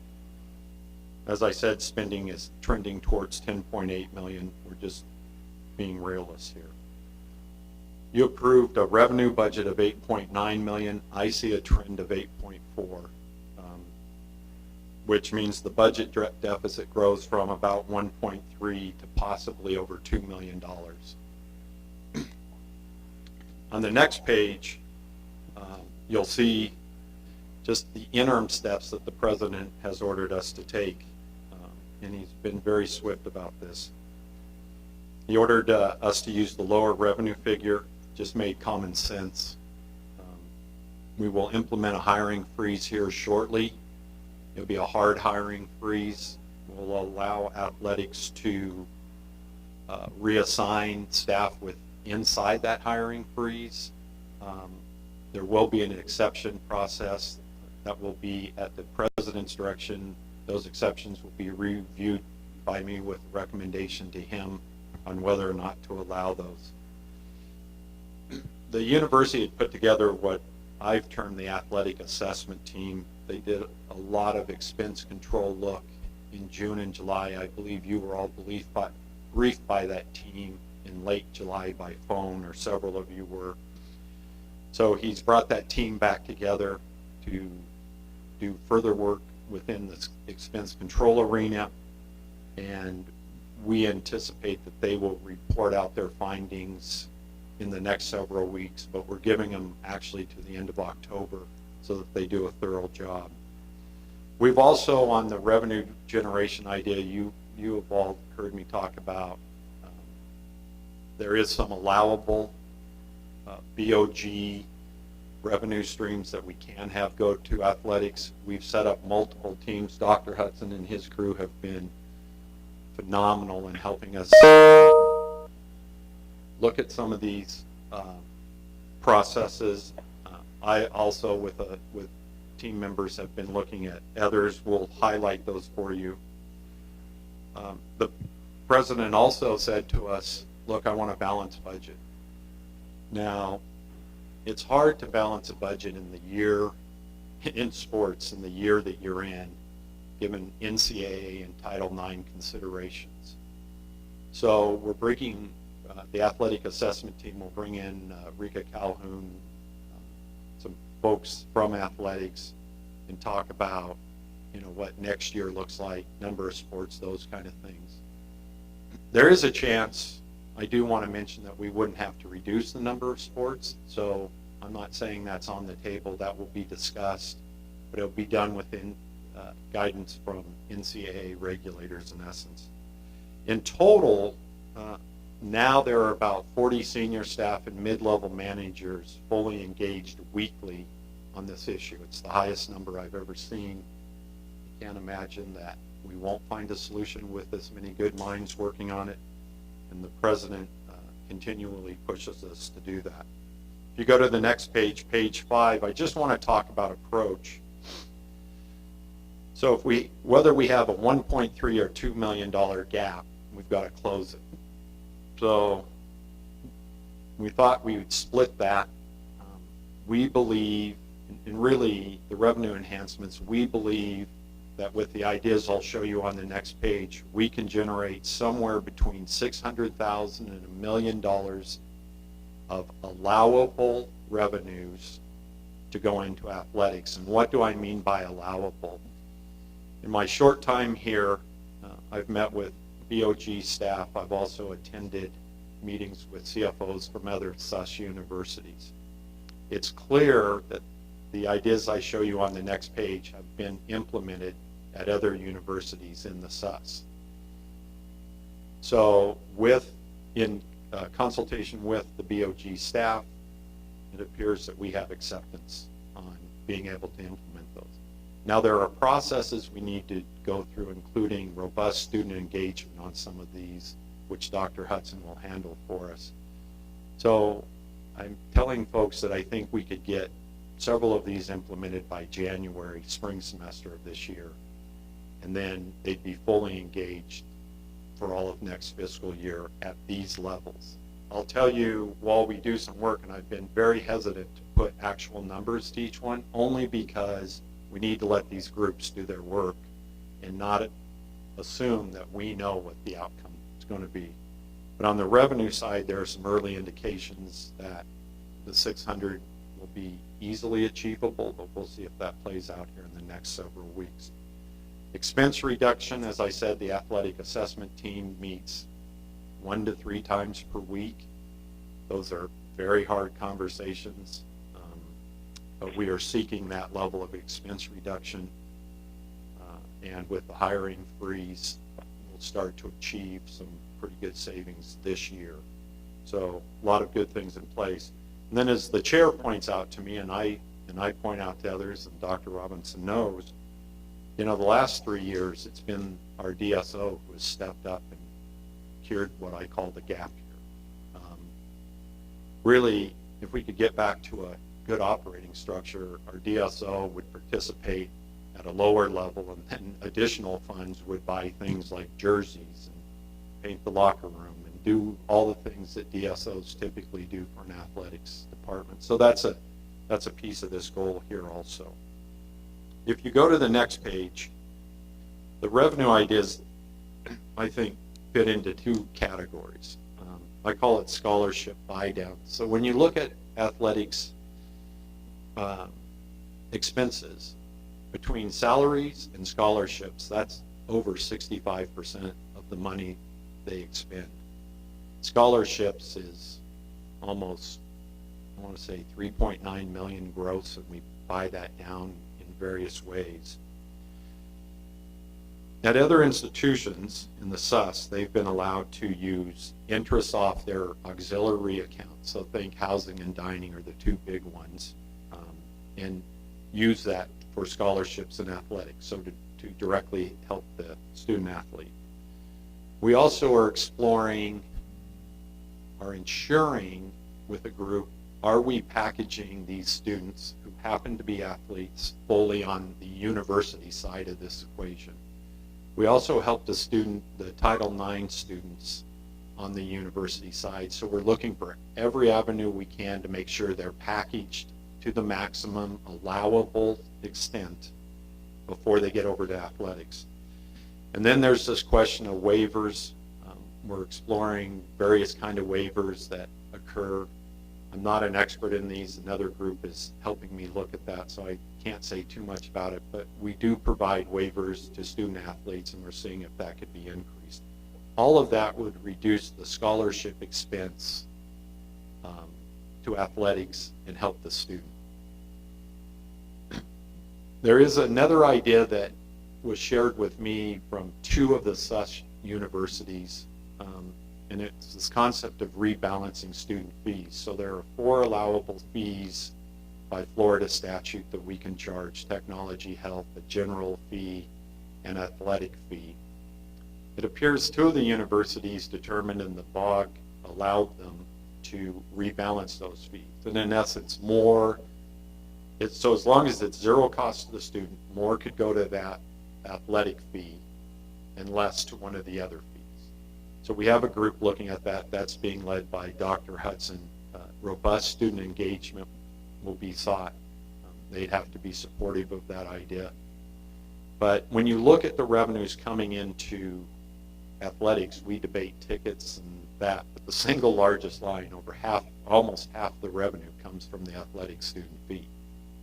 So if we could change that we could change that in any way, that has a dramatic effect. So we'll see how that goes.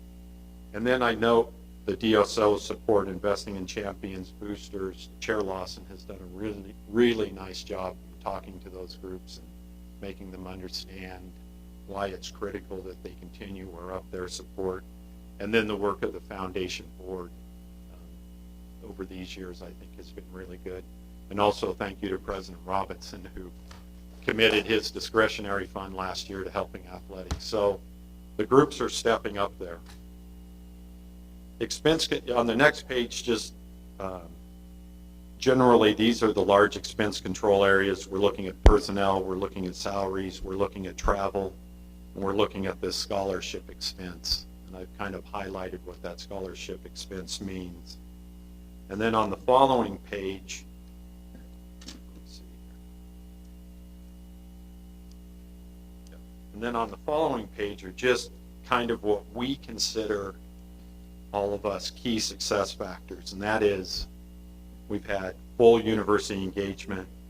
We've sought aggressive, allowable revenue generation, aggressive expense reductions. We've consulted with the appropriate stakeholders, and you can see that list. We've appropriately consulted with the DSO and engaged that board. That we're looking at actual expenses and actual data, that we agree on what that data is and then what it's telling us. And then that we have an ongoing communication with all stakeholders. We've been fairly public about this process, so that at the end of this, it won't be any one individual who crafted this. It will be the community, and we think we'd be successful. So you will note that factors, most of these committees will report out sometime by the end of September or in October. At that point, we'll have suggestions for the president and the chair on how to implement this.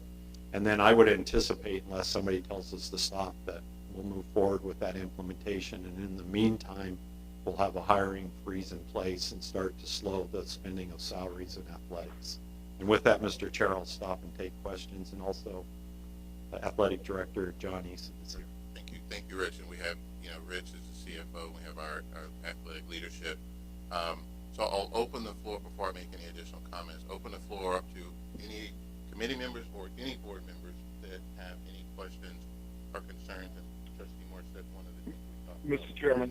An opportunity to the students to help us I'm with not. the fees Mr. as Chairman? well. Yes, I think there's someone on the call.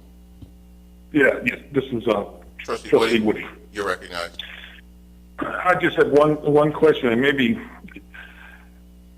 you can bring this information back. One question is that if one person leaves the athletic department, do we have enough money to pay or buy out that individual? Do we have money in reserve for that purpose at this particular point? And I understand the things that we're doing and trying to recoup the funds, but the issue is what monies do we have in the athletic department to function? I'll take a stab at answering your question, Trustee Woody, and it's in the budget line, but we did budget for league payouts. I think the number was in the hundreds of thousands. I think around 150, I'm going off the top of my head, but if I'm not mistaken, we did budget 150. The AD shaking, both ADs are shaking their heads, AD and the deputy AD, that we did budget 150 for league payouts. In addition to that, we also budgeted for the NCAA penalty. We also budgeted for the first repayment of the 12-year debt structure that athletics owes this coming year of $50,000. So we did budget those three things in the number that Mr. Swigert just shared. It's included. Okay, thank you. Dave, Trustee Lawrence. Thank you, Trustee Woody. But it's just a comment. This is the most serious, sober, best presentation I've heard on the subject in my 3.5 years on the board. It feels to me as though we're finally getting a handle on this. I hope so. I really hope so. I appreciate the comment, and I think a compliment goes to the team there. Rich has come in with a set of fresh eyes, and you know, if you listen to the BOG meeting, you know, it was clear that we needed to go home and rethink some things. And I think looking at realistic revenue generation opportunities that have real value, i.e. if we reshape student fees, if we, you know, put some controls on hiring, if we remix our scholarship, I mean, looking at things that have real value and real expense control capabilities. And some of these have been very challenging decisions that we discussed back and forth between myself and the staff and the president. But, you know, we want not just demonstrate, but actually take it serious from the standpoint of really trying to look at this and say, I'll take my own words back. I think we've been taking this serious all along, but I think we've gotten to the point now where we need to do something new and something different to get at the number a different way. Yes, Trustee. First of all, I really want to commend our president for taking aggressive steps to order in a truly close look at the controls of at the athletic department. I also like the approach that VP, you indicated that there is a trend with respect to the amount of dollars, 8.4 million as opposed to 10.8 million, correct? Ma'am, the 8.4 is the revenue, the 10.8 is the expenditure. The expenditure. But the message here is we think both of those are realistic numbers now. And that's been a long debate here. Right, and that's what I was getting at. They're more practical and more realistic in terms of what's really there, correct? So, and then the next question was with respect to the hiring freeze, and I'm not sure whether or not is there, I mean, you're going to rearrange or reassess where different members of the athletic department is transferred to, or are they going to stay? Are there any transfers within that department, or are they going to downsize the employees in that department? I mean, what is actually happening with the? If you don't mind, President Robinson. Trustee Cavazos, we have kept open the possibility that there may be internal movement of people to address the skill sets that may have been required for those positions that won't be filled. And that's an assessment that the AD and his team will have to make. So we haven't ruled that possibility out. Okay. And so we kind of know where he wanted to go if we didn't have this imposed, so it won't be like we're starting from scratch in terms of what those positions are and what the needs of the athletic department are. And to add on to that, we're trying to do this as responsibly as we can. So say, for example, the lead compliance person left us tomorrow. Yes. The president and the CFO have the ability to agree that we would replace that person. So we will replace a critical role if need be, but no one's role is non-essential, but we clearly have put a freeze on any role we can. But if it's a must-have role to meet an NCAA requirement, we will backfill that role with the agreement of the president and the CFO. Yes. I'm sorry. Trustee Moore, Trustee Washington, and then I think Trustee Woody in the queue. And Trustee Dortch. Oh, sorry, Trustee Dortch. Oh, okay. Thank you, Mr. Chair. My comments are positive in that I appreciate the work that the team has put in place. VP Swigert, thank you for your leadership. Thank you for your fresh eyes on this. I appreciate the step back that we're taking, but we also have to realize that we're also taking a step back relative to credibility when we have positioned ourselves. You know, at our last board meeting, we talked about the 8.9 million, and we agreed that that was the revenue, and then we talked about what we thought the expenses were going to be. I think where we are going, being realistic and making sure that we have everything laid out and we know what the numbers are, being honest with ourselves will allow us to maintain, and in this case, hopefully regain our credibility relative to our oversight body with BOG. So again, thank you for the work that you've done. Thank you for the fresh set of eyes on it, and let's continue down that path. Thank you, Trustee Moore, Trustee Washington, and then Trustee Dorff. Thank you, and just sort of echoing the sentiments of Trustee Moore, I do appreciate our efforts to wrap our heads around this situation. I mean, I find it unfortunate that an $11 million program is causing such a shadow, and we're using so many resources to try and mitigate this one area of the enterprise. I had a couple of questions. So looking at the more realistic numbers, that's about a $2.4 million deficit, operating deficit. And so looking at even the aggressive end of your cost reductions and savings, we got up to $2 million. So we're still at a deficit. What is that, or how do we close that gap? Trustee Washington, in my mind, your DSO right now is participating at over $1.5 million a year. So if you do, we'll get both of those revenue and expense enhancements. I can't tell you the mix quite yet, but we'll know here shortly. And then your DSO will cover that, and it will be a figure far lower than they've had to cover in the past. So I'm assuming that board will be supportive and happy about that.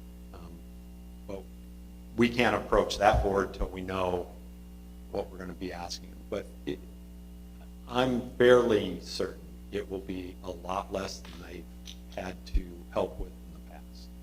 So the revenue trend here does not include the foundation contributions?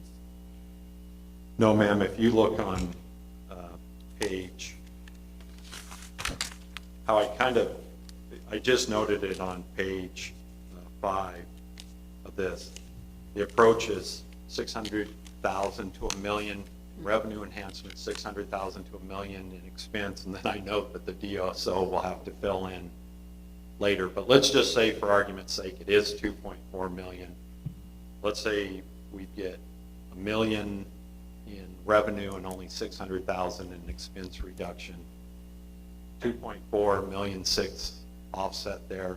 Your foundation all of a sudden is down to 800,000 instead of $1.5 million. So, and I want to be really clear, the foundation board has not weighed in yet. Dr. Friday Stroud is participating, so she's fully aware. But before we approach them, we just need to know where we think we're going to come out. Okay.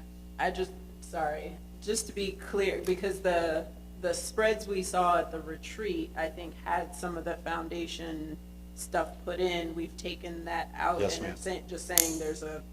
And that was, to be fair, I know the numbers changed, and I think the numbers will probably change every time you have a new CFO, just FYI, because we all see the world different. I tried to give you what I call the raw view, like what's the revenue coming out of athletics, and not assume any layering on of foundation support. I didn't think that was fair to the foundation. I didn't think that it was the best information for you all to operate from. But I can tell you this, nobody here was publishing numbers that they thought were inaccurate, or, the assumptions go into all these numbers. No. I'm just trying to give you the peeled back, rawest number I can get you. I appreciate that. I wasn't trying to say one way or another. I'm just trying to reconcile the set of numbers we had and now the set of numbers and where the changes came from. And I know we had a conversation, and I think VP Friday Stroud weighed in on what the foundation could contribute based off of that conversation. So I'm just trying to calibrate us as to where we are now. So specifically, this plan relies on less support from the foundation versus more. Okay, perfect. And we've historically, Dr. Friday Stroud, I think, been at about 1.5 in total. And within that 1.5, there are a couple of layers. There's NAA, there's boosters, as well as traditional foundation dollars. But this plan is going to, if we can implement it quickly enough, because one thing that we talked about was the timing to get these savings. And as well as revenue in, and we're in to call it late September. So if we can move fast enough, the plan is to rely less on the foundation than we've historically relied on the foundation. And then one last question, sorry. So we're in triage mode, obviously, for now. Do we have a 3-5-year plan to look forward as far as what we're going to continue to do as cost savings, potentially talking about program reduction, all those things? Is there a process to do that, or are we just dealing with the situation we have now? I'll take that. To be brutally honest, right now we're looking at a 2-year horizon. We're literally trying to address the short-term gap and then look at next year. And I think we do quickly need to look beyond the horizon, but honestly, there was so much that needed to get addressed like right now, so the heavy lifting's on the here and now with the 2-year horizon. And then as soon as we can get a program that we think is sustainable right now, then we will move to looking at more of a 3 to 5 year horizon. I was just asking because I know there are decisions that we can't make because they have a 2 or 3 year runway. So the quicker we can start having those conversations, the less we're dragging this out potentially over the long term. Oh, I don't disagree. It's just there was so much carnage in the way that we had to, work on today. So get to Trustee Dortch and then come back to Trustee Mills and then Trustee Morissette. Trustee Dortch, you recognize? Thank you, Chairman. I just want to also chime in and say I want to commend, as I did at the retreat, commend the President for moving as swiftly as he did when he saw the challenge. I want to commend our financial team for what they're doing now to put in the necessary controls and policies and procedures so that we don't run into what we ran into again. We thought we cleared that up, but I also caution the rest of my colleagues that we should not have a rush to judgment and immediately say we want X, Y, and Z, because I think we see the progress being. Athletic programs are starting to regain and get back to a positive point that makes it our students and our alumni happy. And we have to remember that quality athletic programs are some of the best recruiting tools that any institution can have, and want to keep that moving. And so with that, I'm sure that the president and leadership teams will not make just quick decisions and kind of handcuff our athletic leadership down there. I know we need to look at what's essential, but I trust that they're going to make those right decisions instead of us moving from policy to getting in the weeds. I look to our chair to be engaged instead of all of us. But the other thing I think is important, and I will be the first to step up. I'm prepared also, in addition to us as a board, to talk about what needs to happen and count where the money is. I think we as a board are going to have to step up too. Everybody's got to step up. And so in addition to what I'm already investing, what my partners and I are investing into the university, I'll be one of the first to say, let's do our part too as a board of trustees, to do our part to help deal with the immediate challenges, not only to write our own checks, but to get in the midst with Dr. Friday Stroud and recruiting, as has been appealed to us, and some are doing that, and some have made other commitments. But I think we all have to understand this has to be the full team, including us, in getting us through this challenge and making sure that we're going to continue to move up. Because again, no matter what we may say, we got to comply with the board policy, but we also have to acknowledge athletics is a part of quality of life as we've looked at the dormitories and place of living for our students. And so we cannot overlook the need to ensure the needs of our students and what impact this has. So that's my 2 cents worth, Mr. Chairman. Thank you, Trustee Dortch. Trustee Mills and Trustee Morissette. Okay, just real quick on slide 6. So my primary question is, when you think about, using interest from auxiliaries, or when you think about modifying fees, right? The IT fee, the athletics fee, et cetera, you can get into this concept of robbing Peter to pay Paul in some respects. and as we move money around in certain priorities. However, what I also think we're highlighting is this scenario of fungibility, right? Where there are ways to move the IT fee more to the athletic fee, but then potentially use some of our additional reserves to subsidize the IT needs, et cetera, right? So where there's reward, there's a little bit of risk. And so I just want to make sure that, our audit team is also involved in this from a compliance perspective to make sure we don't get into a place where we're, walking any gray lines or even close to, as we think about fungibility of dollars and dollar buckets relative to state statutes. So again, I know there's some opportunities here that are perfectly legal and fine. I just want to make sure we have all the right eyes on that as we make those decisions. Trustee Mills, I want to assure you, and the auditor serves as an advisory member of what I call the toughest committee, the athletic assessment team, that has got to come up with expense reductions. And he's participating fully. He has a great staff. We are very keenly aware of dot all the I's and cross all the T's. This has to be legal, allowable. There's no let's dance on the edge as far as we're concerned. Okay. And there's a strong desire, I believe, on this campus now. Somebody just said, and I forget who, sorry, but athletics is what, 2.5 or 2.3% of a $400 million budget. And truthfully, we should be focused on winning teams and marching bands that bring us phenomenal public relations and that stuff. So I don't feel like we're dancing on any line whatsoever. We're far away from those kind of lines. But I'll point out to you when it comes to fees, and these are the kind of things I see as a fresh set of eyes. So because things are so tightly controlled in Florida, the fees, while we look at them, I'm not sure for a while as a total package, we've gone back and said, what were the assumptions that built who got what fee?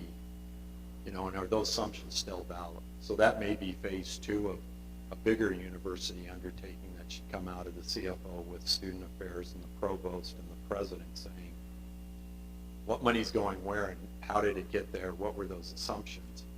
Okay. And that's fair, but just as a quick follow-up, as these teams begin to report out, I'd love for us to be able to see some sort of schedule that just outlines, again, I always refer to concept of sources and uses here, but what that schedule of where the funds are coming from and how they're going to be used. Yes, sir.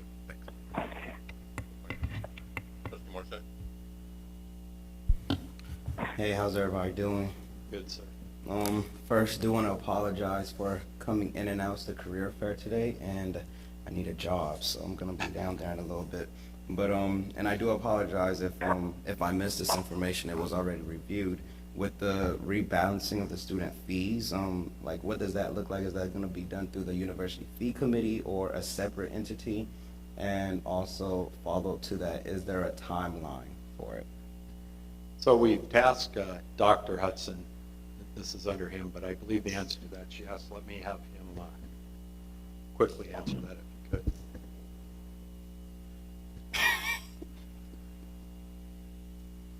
Yes. Yes, we are going to use the Student University Fee Committee. It has staff from the university, but also 5 students who will participate in that. I think I sent those to you. You sent those to me earlier this week. Cool, awesome. That was on time. He forgot to say that was on time. And yeah, the last thing I really wanted to say was when it came down to the key success factors, I like that students were mentioned as a key stakeholder, because I think we are. And there was a good student presence at both the game day operation meetings, as well as strong communication between athletics and the student representatives. For athletics, we're trying to do a lot of things different. Like SJ, we're supplying the game day shirts to kind of like increase or improve the student experience, and we had a good amount of students out there. So all those issues that are coming up, like the parking that we talked about last time, I'm glad that there's transparency between our student voices and our concerns, and they're being addressed by athletic leadership. So I just want to say thank you for that. That's really about it. To the career fair I go. Thank you, Trustee Morissette. Any other trustees with questions? Yes, sir, Trustee Perry. Not necessarily a question, but a comment. You know, as we look at these fees and look at including maybe ticket prices, the bottom line is if we want championship athletic programs, it's going to be incumbent that our alumni base dig deep in their wallets and contribute more. We can cut expenses only so much. We can increase fees only so much. And the major difference between successful athletic programs in terms of finances is what the alumni base gives. So as alumni, if we want to have championship teams, we want to have a great band, we're going to have to dig deep in our pockets, because this is not sustainable without alumni support and increased giving. Thank you, Trustee Perry. I don't think there are any other questions. I just had a few closing remarks. Again, I want to thank the entire team, Rich for the first set of eyes, Joe, the athletic staff, all that worked on this.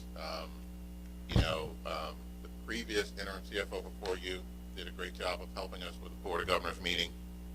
Joyce, I just want to thank all of you guys for the work.